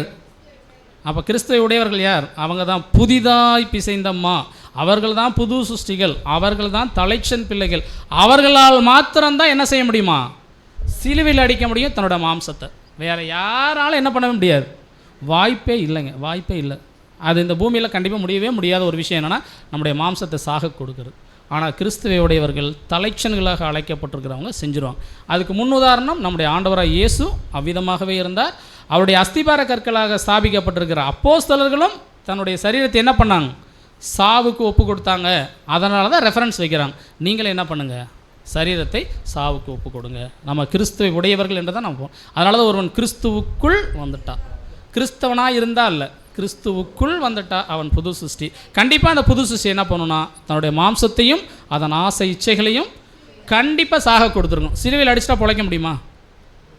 அப்போ நம்ம அடிச்சிருந்தோன்னா, ஒருவேளை அடிக்காமல் இருந்திருந்தோன்னா ரொம்ப ஹம்பிளாக தேவனுடைய தயவை வாங்கி ஆணி அடிச்சிருங்க. மறுபடியும் இறங்கிலாம் வரவே முடியாது. இறக்கணும்னு நினச்சா கூட சாகடிச்சு தான் இறப்பாங்க. அதுதான் பிரமாணம். குத்திடுவாங்க, காலை எலும்பு ஒடிச்சு விட்ருவாங்க சாவு அப்படின்னு. அப்போ இந்த விஷயத்தை உணர்ந்தவள முதல் பாயிண்ட் நம்ம கண்டுபிடிக்கிறோம். நம்முடைய கர்த்தராக இயேசு கிறிஸ்துடைய அந்த பரிபூர்ணமான சரீரம் சும்மா ஒன்றும் அசைவற்று கிடக்கல. கர்த்தர் இயேசு அந்த மரண நிலைமைக்குள் கொண்டு போய் வைக்கலைங்க. அது நமக்கான ஒரு படிப்பினை. நிஜமான சரீரமாக அழைக்கப்பட்டது நம்முடைய வாழ்க்கையில் உண்மையாலுமே அவருடைய சரீரமாக போய் சேரணும். முதல் விஷயம், நமக்குள்ள இருக்கக்கூடிய உலகம் சரி, நம்முடைய மாம்சமும் அதன் ஆசை இச்சு எல்லாத்தையும் மனுஷன் என்ன பண்ணியிருக்கணும்னா ஒரு புது சிருஷ்டியாக இருக்கிறவங்க சிலுவையில் அடிச்சிருப்பாங்க. இந்த பந்தியில் கை வைக்கக்கூடிய நம்ம என்ன பண்ணணும்னா நமக்கு அந்த வாய்ப்பு தேவன் மறுபடியும் ரினியூல் பண்ணி தராங்க. அதை உணர்ந்தவர்களாக இருந்து முடிஞ்ச வரைக்கும் முயற்சி எடுப்போம். முடியாத விஷயந்தான் இல்லைன்னா இல்லை. ஆனால் பெரிய ஒரு கிருபை இருக்குது. ஒவ்வொரு நாளும் கிருபாசனத்தை பிடிச்சி என்ன பண்ணிடலாம். நீங்கள் பார்த்தீங்கன்னா அப்போ கிருபாசனத்தை பிடிக்கிறதுனால நமக்கு மன்னிப்பு கிடைக்குன்னு சொல்லி டெய்லி பாவம் செய்ய சொல்லி நான் சொல்ல, நீ அப்படி எடுத்துடாதீங்க. ஒவ்வொரு முறை கிறிஸ்துவனுடைய கிருபாசனத்தை பிடிக்கிறப்போ நமக்கு மனசு குத்தணும். என்னுடைய பாவத்துக்காக தான் கர்த்தர் என்ன பண்ணார், இவ்வளோ உபத்திரவப்பட்டிருக்கார், தன்னுடைய மரணத்துக்கு ஒப்பு கொடுத்துருக்காரேங்கிற அந்த ஒரு விஷயம் என்ன பண்ண அப்படி நீங்கள் பார்த்தீங்கன்னா சரியாகும். கொஞ்சம் கொஞ்சமாக ஜெயிச்சிடும். அதை தான் பவுல் தன்னுடைய வாழ்க்கையில் செஞ்சு முடிச்சிருக்கிறார். நமக்கு ஒரு படிப்பினையாக இருக்குது. முதல் விஷயம், நம்முடைய மாம்சத்தை கண்டிப்பாக நமக்குள்ள இருக்கக்கூடிய பாவம் அப்படிங்கிற மாம்சம் என்கிற புளிப்பை முழுவதுமாக எடுத்து போட வேண்டியது, சாவுக்கு ஒப்பு கொடுக்க வேண்டியது நம்முடைய தலையாய கடமை. ரெண்டாவது விஷயம் 1 யோவான் 2ஆம் அதிகாரம் 15-17. 1 யோவான் 2ஆம் அதிகாரம் 15ஆம் வசனம் முதல், உலகத்திலும் உலகத்தில் உள்ளவைகளிலும் அன்பு கூறாதிருங்கள். ஒருவன் உலகத்தில் அன்பு கூர்ந்தால் அவனிடத்தில் பிதாவின் அன்பில்லை. ஏனெனில் மாம்சத்தின் இச்சையும் கண்களின் இச்சையும் ஜீவனத்தின் பெருமையுமாகிய உலகத்தில் உள்ளவைகள் எல்லாம் பிதாவினால் உண்டானவைகள் அல்ல, அவைகள் உலகத்தினால் உண்டானவைகள். உலகமும் அதன் இச்சையும் ஒளிந்து போம். தேவனுடைய சித்தத்தின்படி செய்கிறவனோ என்றென்றைக்கும் நிலைத்திருப்பான். பாருங்க அன்பான சகோதர சகோதரி, ரெண்டாவது விஷயம் நம்ம பார்க்குறோம். நமக்குள் புளிப்பு இல்லாமல் ஆகிறதுக்கு, புளிப்பற்றவர்களாக இருக்கிறதுக்கு என்ன ஒரு விஷயம்னா, ரெண்டாவது நம்ம சார்ந்து இருக்கக்கூடிய உலகம். அதுவும் என்ன பண்ணுறா, உலகம் முழுவதுமே புளிப்பான சூழலில் தான் இருக்குது. கொஞ்சம் வாய்ப்பை கொடுத்துட்டோன்னா நம்ம அந்த புதிதாய் பிசைந்த மாவை என்ன பண்ணிடுறோம், புளிப்பாக்கிறோம் அப்படிங்கிற விஷயத்தை இங்கே சொல்கிறோம். அப்போ உலகத்திலும் உலகத்தில் உள்ளவைகளிலும் நீங்கள் என்ன பண்ணாதிருங்கள், அன்பு கூறாதிருங்கள். ஒருவன் உலகத்தில் அன்பு கூர்ந்தால் அவனிடத்தில் பிதாவினுடைய அன்பு இல்லை. ஏனென்றால் இந்த மாம்சமும் அதை நிச்சயம் இங்கே இருக்க எல்லா விஷயமும் யாரால் உண்டாயிருக்குன்னு பார்த்தீங்கன்னா, அது தேவனால் உண்டானது அல்ல, அது எதிராளியாகிய சாத்தானால் உண்டானது அப்படிங்கிறத நம்ம பார்க்குறோம். உலகத்தில் உண்டானவைகள். அப்போ உலகத்திலும் அதன் ஆசை இச்சைகளும் ஒளிந்து போகும், ஆனால் தேவனுடைய சித்தத்தின்படி செய்கிறவனோ பிழைப்பான். அப்போ கர்த்தர் இயேசு அந்த உயிர்த்தெழுதல் பெற்றுக்கொண்டார் அப்படின்னு பார்த்தீங்கன்னா, அவருக்கும் உலகத்துக்கும் எந்த சம்மந்தமே இல்லை. அவர் சொல்லிட்டார், நான் உலகத்தான் அல்லாதது போல் நீங்களும் உலகத்தான் அல்ல. நான் உங்களை எங்கேருந்து பிரிச்சுட்டேன், உலகத்திலேருந்து வேறு பிரிச்சுருக்கிறேன். அதனால தான் நம்மளுக்கு இது புது சிருஷ்டிகள், அதனால தான் புதிதாய் பிசைந்த மா. அன்பான சகோதர சகோதரி, அப்போ இந்த புதிதாய் பிசைந்த மாவுக்குள்ளே உலகங்கிற புளிப்பை நீங்கள் கொண்டு வந்து என்ன பண்ணிடக்கூடாது, வச்சிருக்கக்கூடாது. உலகமும் அதன் ஆசை இச்சையும் கண்டிப்பாக என்ன பண்ணிடும்னா ஒளிந்து போயிடும். இல்லை நான் உலகத்தில் தான் வச்சுருப்பேன் அப்படின்னா வசனம் பாருங்கள், கலாத்தியர் 3ஆம் அதிகாரம், அடுத்த ஸ்லைட் போயிடும். அப்போ ஒருவன் உலகத்தில் அன்பு கூர்ந்தால் அவன்கிட்ட பிதாவினுடைய அன்பு இல்லை. இன்னொரு விஷயம் நீங்கள் கவனிச்சு பார்த்தீங்கன்னா, உலகத்துக்கு சிநேகிதனாக இருக்க விரும்புகிறவன் தேவனுக்கு பகைஞனாக இருக்கிறான். அன்பான சகோதர சொல்ல அந்த வசனம் நம்ம போடல சில இல்லை. அப்போ உலகத்தில் ஒருத்தர் அன்பு வச்சு உலகத்தை சிநேகிக்கணும்னா நம்ம யாருக்கு பகையாளியாக மாறிடுறோமா, தேவனுக்கு பகையாள். பங்காளியை பகைச்சிக்கிட்டாலே வாழ்கிறது கஷ்டம், கரெக்டாக? பரம தகப்பனை பகைச்சிட்டு நீங்கள் வாழ முடியும்னு நினைக்கிறீங்களா? அவர் ஒன்றும் பெருசாலாம் செஞ்சுக்க மாட்டார். அப்போ என் வாய்ப்பை விட்டு நீ வெளியில் போய்டும், நான் அடுத்த ஆளுக்கு அந்த வாய்ப்பு கொடுத்தேன் அப்படின்ட்டு போயிடுவார். அப்போ அன்புக்குரிய சகோதர சகோதரிகளே, நம்ம தேவன் நம்முடைய தகப்பனாக வச்சுக்கணுமே ஒழிய நம்மளுடைய பகைஞெல்லாம் மாற்றிடக்கூடாது. அதுக்கு ஒரே காரணம் என்னென்னா, உலகத்தில் அன்பு வச்சிடக்கூடாது. அப்போ இங்கே ரொம்ப தெளிவாக சொல்லிட்டார், தேவனுடைய சித்தத்தின்படி செய்கிறவன் கண்டிப்பாக பிழைப்பான். உலகத்தையும் அதன் ஆசைச்சிகள் நீங்கள் தூக்கி போட்டுருங்க, அது ரொம்ப அவசியம் இல்லை. அது கூட உன்னால் கூடுமா பாயிண்டில் அங்கே இருக்குது. உலகம் அதன் விஷயம் எல்லாமே நம்ம கவர்றதாக தான் செய்யும். அதை அத்தனை நீ பலிபீடத்தில் வச்சிட்டிங்கன்னா கண்டிப்பாக ஜெயிக்கிறதுக்கான வாய்ப்பு, அந்த அழியாமை சுதந்திரிச்சிருக்கிறதான வாய்ப்பு இருக்குது. ரெண்டாவது விஷயம் நம்ம கண்டுபிடிக்கணும், கர்த்தருடைய சரீரம் எப்படி அசைவற்று கிடந்துச்சோ அதே போல் நிஜமான சரீரமாக அழைக்கப்பட்டிருந்தோன்னா நமக்குள்ளே என்ன இருக்கணும், அந்த உலக ஆசை இச்சைகள் கண்டிப்பாக சாவுக்குள்ளே அங்கே போயிருக்கணும். இது ரெண்டாவது விஷயம். மூன்றாவது ஒரு விஷயம் இருக்குது, அதான் ரொம்ப முக்கியமானது. இதை நீங்கள் அப்படியே அதிலே கம்பேர் பண்ணலாம். கர்த்தருடைய அந்த முதல் சோதனையில் ஃபஸ்ட்டு தன்னோட மாம்சத்தை தான் அவர் ஜெயித்தார், ரெண்டாவது இந்த உலக விஷயத்தில் தான் அவர் ஜெயித்தார். ஒருவேளை அவர் மேலே வந்து குதிச்சிருந்தான்னு வச்சுங்களேன், உலகமே அவர் உடனே தேவகுமார்னு ஏற்றிருந்திருப்பாங்க. ஆனால் அது எனக்கு தேவையில்லைன்னு சொன்னார். மூன்றாவது ஒரு விஷயம் வச்சார், அதுதான் என்னென்னு பார்த்தீங்கன்னா, என்னை தெண்டை நீட்டு வணங்கிட்டால் போதும், ராஜ்யத்தை உடனே கொடுத்தாங்க. இவர் நினச்சிருந்தா பண்ணலாம். இப்போ மூன்றாவது விஷயம் என்ன அப்படின்னு நீங்கள் பார்த்தீங்கன்னா வசனம் பாருங்கள், கலாத்தியர் 5ஆம் அதிகாரம் 13ஆம் வசனம். சகோதரரே, நீங்கள் சுயாதீனத்திற்கு அழைக்கப்பட்டீர்கள். இந்த சுயாதீனத்தை நீங்கள் மாம்சத்திற்கு எதுவாக அனுசரியாமல் அன்பினாலே ஒருவருக்கொருவர் ஊழியம் செய்யுங்கள். பாருங்கள், மூன்றாவது பிரமாணம் என்ன நீங்கள் பார்த்தீங்கன்னா நம்முடைய சுயாதீனம். இந்த சுயாதீனத்துக்கு தான் நீங்கள் அழைக்கப்பட்டிருக்கிறீங்க. ஆனால் அந்த சுயாதீனத்தை நீங்கள் என்ன பண்ணக்கூடாது அப்படின்னு நீங்கள் பார்த்தீங்கன்னா உங்களுக்காக பயன்படும். மாம்சம் அப்படின்னா இந்த பழைய மாம்சம் இருக்குது பார்த்தீங்களா, பாவ பிரமாணம், அதுக்காக நீங்கள் பயன்படுத்திடாதீங்க. மாறாக அன்பினால் ஒருவருக்கு நீங்கள் என்ன பண்ணுங்கள், ஊழியம் செய்யும். இது என்ன புரிஞ்சுக்கிறது, அது என்ன சுயாதீனம், அதை இன்னொருத்தர் கொடுக்கணுன்னா எப்படி புரிஞ்சுங்க? இந்த வார்த்தைகள் நமக்கு புது சிருஷ்டிகள் வேத மாணவர்களுக்கு பரிச்சயமான வசனம் வார்த்தைகள். கரெக்டாக? சுயாதீனம், எங்கே பார்த்தாலும் சுயாதீனம் சொல்லுவோம். என் சபையின் சுயாதீனத்தில் நீங்கள் தலையிடாதிருங்கள். ஏன் சுயாதீனத்தில் நீங்கள் என்ன பண்ணாதீங்க, தலையிடாதீங்க. கணவன் மனைவிக்குள்ளே கூட இந்த வார்த்தைகள் இருக்கும். என்னோடது சொல்கிறோமா இல்லைங்களா, பிள்ளைகள்கிட்ட கூட இருக்குது, அன்பான குட்டி குழந்தைகள்கிட்ட, பிறந்த குழந்தைகிட்ட கூட இருக்குது. அது தனக்கானதுன்றது வச்சுக்கிறோம். அப்போ இந்த சுயாதீனம் என்றால் என்னென்னா நீங்கள் எப்படி சொல்கிறீங்க?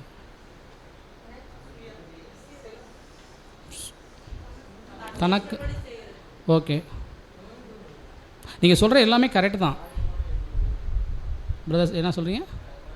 நியாயமான விஷயம், அதெல்லாம் கரெக்டு தான், கரெக்டு. அதுக்கு வேதாகமத்தில் ஒரு வார்த்தை இருக்குது. ஒருவேளை இதை திருவிவிலியத்தில் நான் ஸ்லைட் போடல, திருவிவிலியத்தில் வாசித்தீங்கன்னா என்ன போட்டிருக்கோன்னா, சகோதரரே நீங்கள் உரிமை வாழ்வுக்கு அழைக்கப்பட்டிருக்கு. சுயாதீனம் என்றால் என்னென்னா, தமிழில் சுத்த வார்த்தை, அது உரிமை. கரெக்டுங்களா? அப்போ இந்தியா தன்னுடைய உரிமைக்காக ஒரு காலத்தில் போராடிச்சு, அதனால தான் ஜெயித்தாங்க. உரிமைக்காக போராடாதவங்க யாராச்சும் இருக்காங்களா மாம்சத்தில்? பிரியமானவர்களே, அதைத்தான் இங்கே பவுல் சொல்கிறார். உங்கள்கிட்ட உரிமை இருக்குது, ஆனால் அந்த உரிமைக்காக நீங்கள் என்ன பண்ணிடக்கூடாது. அந்த உரிமையில் தலையிடுறவர் யார் கிடையாது, நம்முடைய தேவன் தலையிடவே மாட்டார். ஒருவேளை ஆதாமுடைய உரிமையில் அவர் தலையிட்டு இருந்தார்னா இன்றைக்கி நீங்கள் இல்லை, நானும் இல்லை, இந்த தெய்வீக திட்டமும் இல்லை. தேவனே தலையாடாதப்போ நம்ம போய் தலையிடுறதில்லை. அப்போ இங்கே பவுல் இங்கே என்ன சொல்ல வர்றாருன்னா, நீங்கள் சுயாதீனத்துக்கு தான் அழைக்கப்பட்டிருக்கீங்க, உங்களோட உரிமையோடு தான் நீங்கள் அழைக்கப்பட்டிருக்கிறீங்க. ஆனால் அந்த உரிமையை உங்களுக்காக நீங்கள் பயன்படுத்தாதீங்க, அன்பினால் இன்னொருத்தருக்கு விட்டு கொடுங்கன்னு சொல்கிறார். இதுக்கு பேசாமல் செத்து போங்கன்னு சொல்லலாமே, கரெக்டாக இல்லைங்களா? நம்முடைய உரிமையை விட்டு கொடுக்கறதுல இந்த மாம்சம் அவ்வளோ சீக்கிரம் விடாது. நம்ம பார்த்த இந்த 3 விஷயமே மாம்சத்துக்கு ரொம்ப பிடிச்சமான விஷயம். பாவம் மாம்சத்துக்கு ரொம்ப பிடிக்கும், உலகம் ரொம்ப பிடிக்கும், அதே போல் இந்த உரிமையும் ரொம்ப பிடிக்கும். நமக்கு மட்டும்தான் பிடிக்கும்னு நினைக்காதீங்க, மிருகத்துக்கும் ரொம்ப பிடிக்கும். நம்ம வீட்டில் செல்ல பிராணியெல்லாம் வளர்க்குறவங்களுக்கு பழக்கம் இருக்கும், ஞாபகம் இருக்கும். எஜமான் தான் அதுக்கு சாப்பாடு கொடுப்பார். அப்போ அந்த சாப்பாடு எஜமான் தான் கொடுத்துருக்காரு, ஆனால் அதுக்குன்னு அது எடுத்துருச்சுன்னா நீங்கள் அதை போய் தொட்டு பாருங்கள், இழுங்க லைட்டாக, அது சவுண்டு தொடாத. சின்ன குழந்தை இன்றைக்கி ஒரு பொருளை நீங்கள் கொடுத்துருங்க, திருப்பி கேட்டால் அது என்னுடைய இதுன்னு எப்படி சொல்லுது பாருங்கள், அது வலிக்குது தெரியுங்களா? பிள்ளைகள்கிட்ட கொடுத்துட்டேன் நான், ஒரு 100 ரூபா ஸ்காலர்ஷிப் வந்துச்சு, ஏன் போனால் எனக்கு எடுத்து கொடுப்பா, எப்படி இருந்துச்சு? ஒரு சின்ன குழந்தைகிட்ட கூட இருக்குது. அப்போ தன்னுடைய உரிமையை விட்டுவே கொடுக்காது. நாய் சங்கிலி போட்டு கட்டி வச்சுருப்பாங்க, அது வரைக்கும் அதோட உரிமை இருக்கும். அதுக்குள்ளே நீங்கள் தொட்டு பாருங்கள், மனுஷன் போக முடியாது. அப்போ இந்த ஒரு சுயாதீனத்துக்காக போராடுற குணம் யாரோடதுன்னா, அது மிருகத்தினுடைய குணம்.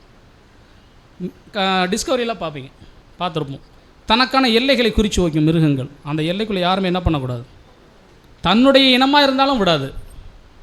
நீங்கள் யோசிச்சு பாருங்கள், அந்த ஒரு விஷயத்தை தான் இன்றைக்கி நம்மளுக்கு என்ன பண்ணுறாங்க, பயன்படுத்தி கொள்ளுகிறார்கள். அதனால தான் எரேமியாவில் வசனம் இப்படியா இருக்குது, 51:17 நீங்கள் வேணால் வீட்டில் வாசித்து பாருங்கள்.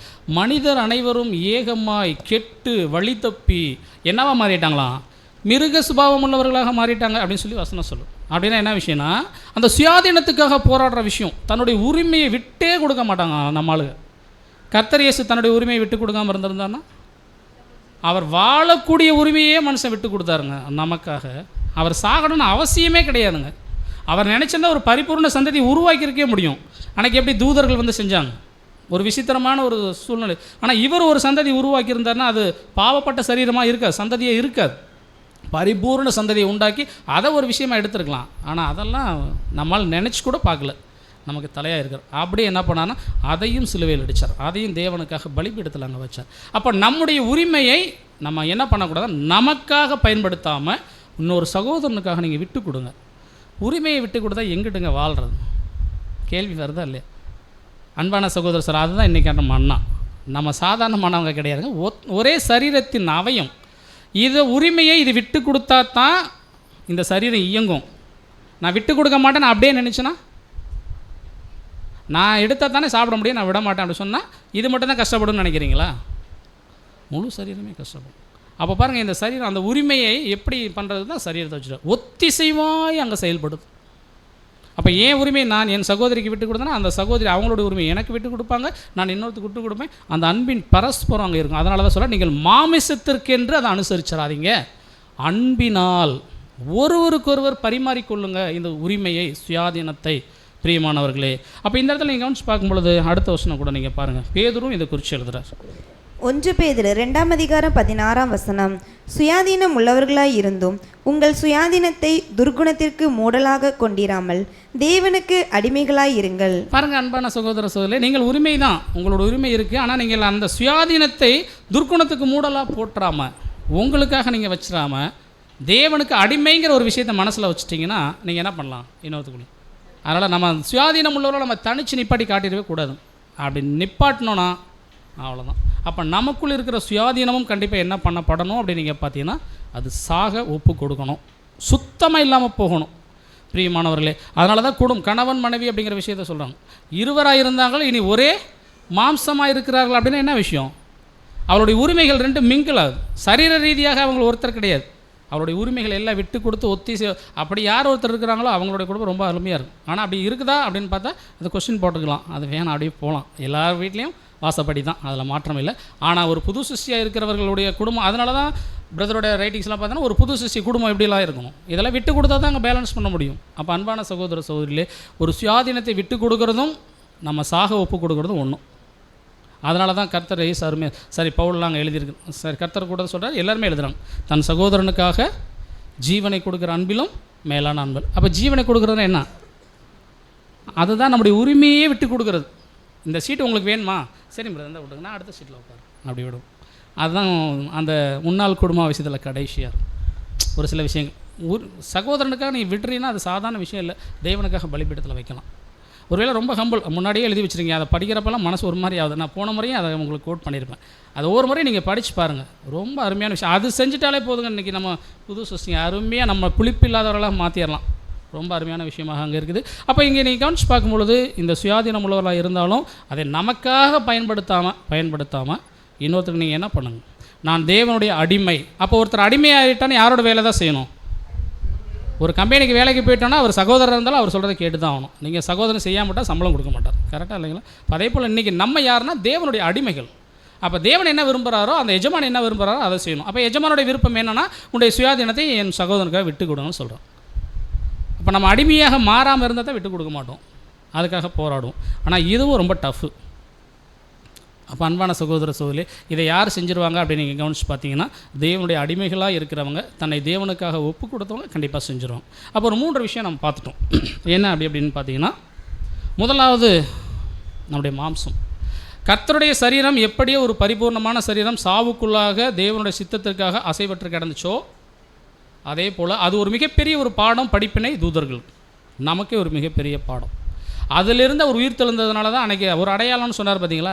அதனால தான் நம்மளுக்கு உடனே என்ன பண்ணிட்டாங்க, இல்லை அவர் உயிர் தெழுவலாம் இல்லை, சரீரத்தை தூக்கிட்டு போயிட்டாங்க, பிரபலையப்படுத்தி விட்டாங்க. ஏன்னா அவர் தேவகுமாரனாக இருந்ததுனால தான் உயிரோடு கொண்டு வந்தார். அது ஒரு மிகப்பெரிய சாட்சி.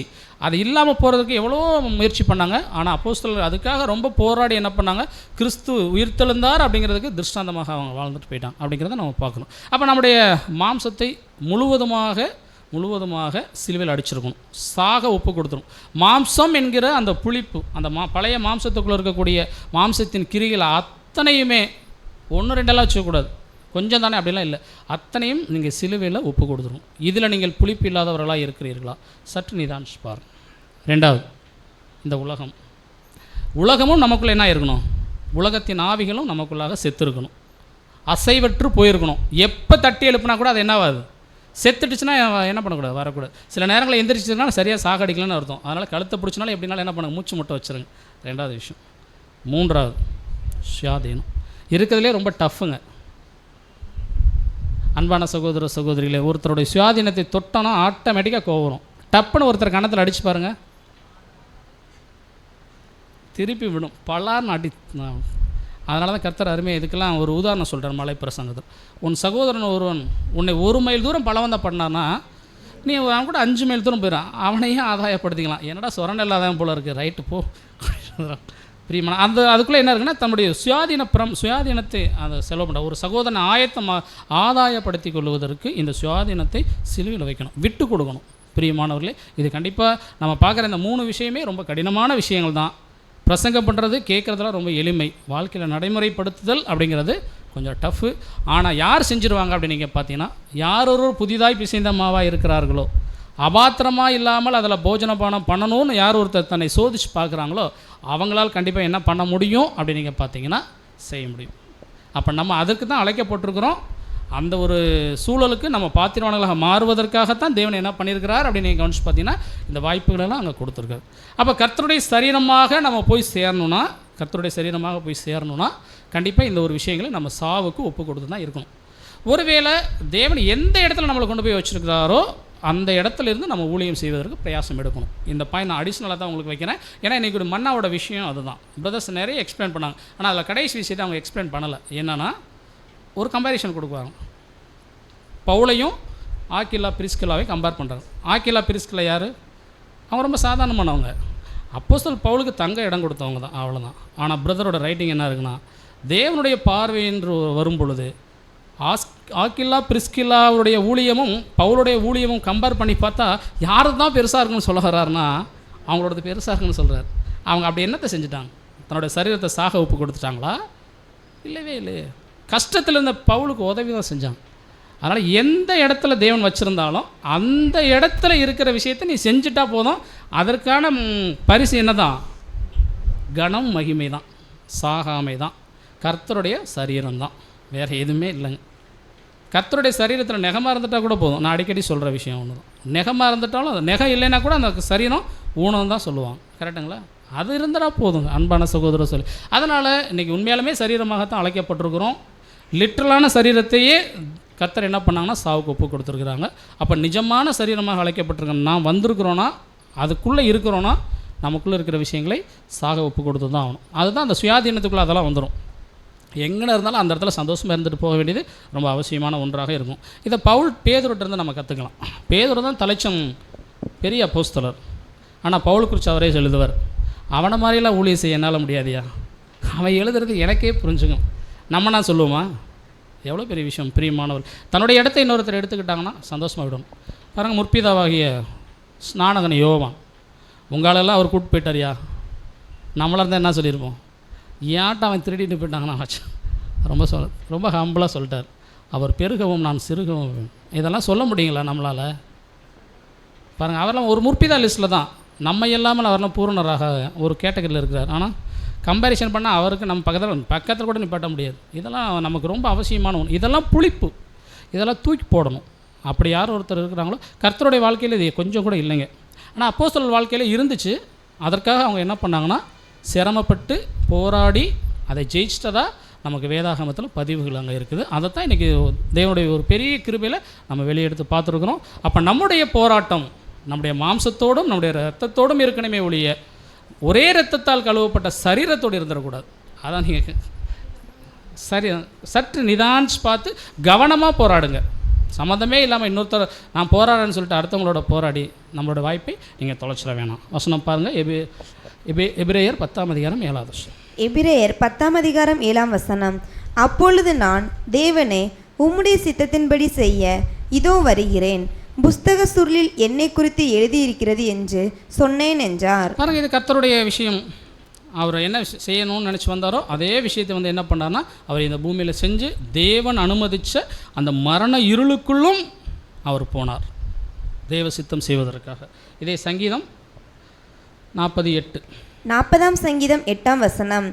என் தேவனே, உமக்கு பிரியமானதை செய்ய விரும்புகிறேன், உமது நியாயப்பிரமாணம் என் உள்ளத்திற்குள் இருக்கிறது என்று சொன்னேன். பாருங்கள், என் தேவனே உமக்கு பிரியமானதை செய்ய விரும்புகிறேன், அவருடைய நியாயப்பிரமாணம் அவருக்குள். இது ரெண்டுமே கர்த்தரை குறித்து சொல்லப்பட்ட வார்த்தைகள். அவர் தலையாக இருக்கிறார். கரெக்டுங்களா? அப்போ நாம் சரீரமாக இருக்கிறோன்னா நமக்கும் இந்த வசனம் அப்படியே அப்ளை ஆகும். அப்போ நம்மளும் எதுக்கு தான் வந்திருக்கோம்னு பார்த்தீங்கன்னா, தேவனுடைய சித்தத்தின்படி செய்ய வர்றோம். புஸ்தக சூழலில் நம்மை குறித்து எழுதியிருக்குதா இல்லைங்களா? அப்போ நம்மளும் என்ன பண்ணணும் அப்படின்னு நீங்கள் கவனிச்சு பார்த்தீங்கன்னா, அந்த விஷயங்களை நம்ம மறிக்கிறதுக்கு ஒப்பு கொடுக்கும். அடுத்து நீங்கள் பார்க்கும்பொழுது தேவனுடைய நியாயப்பிரமாணம் எப்பொழுதுமே நம்முடைய இருதயத்துக்குள் இருக்கணும். கண்டிப்பாக அந்த தேவனுக்கு எது பிரியமோ அதை மாத்திரமே நம்ம செய்கிறோம். அப்படி யார் ஒருத்தர் செய்கிறாங்களோ அவர்களை தான் புளிப்பு இல்லாதவர்கள். அப்போ ரொம்ப ஹம்பிளாக உட்காந்து அனலைஸ் பண்ணால், யோசித்தாலே சற்று நிதானித்தாலே தெரியும் நமக்குள்ளே இந்த புளிப்புகள்லாம் இருக்க தான் செய்யுது, ஒட்டிகிட்டு தான் இருக்குது. ஒரு சிலர்கிட்ட ஒட்டிகிட்டு இருக்கலாம், ஒரு சிலர்கிட்ட ஆளுகையே செய்யலாம். ஆனாலும் கூட என்ன பண்ணுங்கன்னா, ஒட்டி இருந்தாலும் சரி ஆளுகை செஞ்சாலும் சரி ஹம்பிளாக எடுத்து சிலுவையில் அடிக்கிறதுக்கு முயற்சிகள் பண்ணுங்கள். சாக ஒப்பு கொடுக்கறதுக்கு பிரயாசம் எடுங்க, முயற்சி பண்ணுங்கள். கண்டிப்பாக தேவன் என்ன பண்ணுவாங்க அப்படின்னு நீங்கள் கவனிச்சு பார்த்தீங்கன்னா, அதுக்குரிய வாய்ப்புகளையும் வழிவாசல்களையும் கண்டிப்பாக திறந்து தருவார். செய்ய முடியாத விஷயத்தை கொண்டு வந்து கொடுக்க மாட்டாங்க. அதனால தான் பவுல் சொல்லிட்டார், அழிந்து போகிற பொருளுக்காகவே இந்த உலகத்தில் மனுஷன் இச்சையடக்கம் உள்ளவனாக இருக்கிறான். ஆனால் அழியாத பந்தய பொருளை பெற்றுக்கொள்கிற நம்ம இச்சையடக்கம் இல்லாதவங்களாம் இருக்க முடியுமா? முடியாதானா? தன்னைய வாழ்க்கையை அவர் முன்னுதாரணமாக பவுல் வச்சு நமக்காக எழுதியிருக்கிறார். அதனால தான் நம்ம கடைசியாக வாசிக்கலாம் வசனம் 1 கொரிந்தியர் 11:31. 1 கொரிந்தியர் 11:31. நம்மை நாமே நிதானித்து அறிந்தால் நாம் நியாயம் தீர்க்கப்படும். பாருங்கள், நம்மை நாமே நிதானித்து பார்த்தால். கடைசியாக நம்ம சொல்லி முடிக்கிறோம், மற்றவங்களை நீங்கள் நிதானித்து பார்த்துறாதீங்க. நம்ம நிதானித்து பார்த்தாலே இந்த விஷயம்லாம் நமக்குள்ளே இருக்குங்கிறது நல்லா வெட்ட வெளிச்சமாக தெரியும். அப்போ மற்றவங்கள பார்த்தா தெரியாமல் போயிடுமா?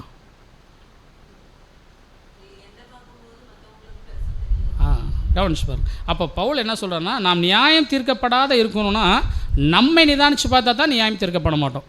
மற்றவங்களை நிதானிச்சோம்னாலே நியாய தீர்ப்புக்குள்ளே போயிடுவோம். அதை சற்று நிதானித்தவர்களாக உணர்ந்தவர்களாக இருந்து நம்மை நாமே அலசி பார்த்து நமக்குள் இருக்கக்கூடிய இந்த புளிப்பை முழுவதுமாக எப்படி கர்த்தர் தன்னுடைய லிட்டரலான சரீரத்தையே அசைவற்ற நிலைமைக்கு தேவ சித்தம் செய்ய கொண்டு போனாரோ, அதே போல் நாமும் இந்த ஒரு காரியங்களை அந்த புளிப்பை சிலுவையில் அடிச்சுட்டு முழுவதுமாக சுட்டரிக்க பிரயாசம் எடுப்போம். தகுதியுள்ளவர்களாக அந்த பந்தியில் அனுசரிக்கலாம். தேவன் அப்படிப்பட்ட வாய்ப்பை உங்களுக்கும் அடியனுக்கும் தருவார் என்ற ஒரு நம்பிக்கையோடு வாய்ப்பை கொடுத்த உங்கள் ஒவ்வொருவருக்கும் கிறிஸ்துவுக்குள்ளான அன்பின் வாழ்த்துக்களை நான் பரிமாறிக்கொள்ளும். ஆமென்.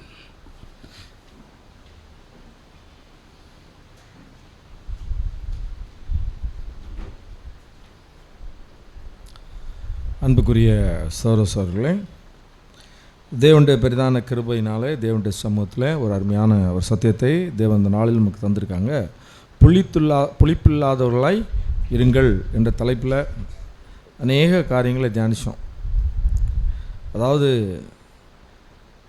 நம்முடைய ஆண்டவராய் இயேசு கிறிஸ்து மரணம், அந்த மரணம் எப்படி அவங்களுக்கு முன்னறிக்கை ஒரு அடையாளமாக கொடுக்கப்பட்டது. யாருக்கு? பரிசேயர் கேட்டாங்க, ஒரு அடையாளம் கேட்டாங்க. இப்போ யோவான் தீர்க்கதரிசியுடைய அடையாளம் இல்லாமல் வேறு எந்த அடையாளமும் இல்லைன்னு சொல்லிட்டாங்க. அந்த அடையாளம் எப்படி தூதர்களுக்கு ரொம்ப பியூட்டிஃபுல்லாக பாடமாக இருந்துச்சு.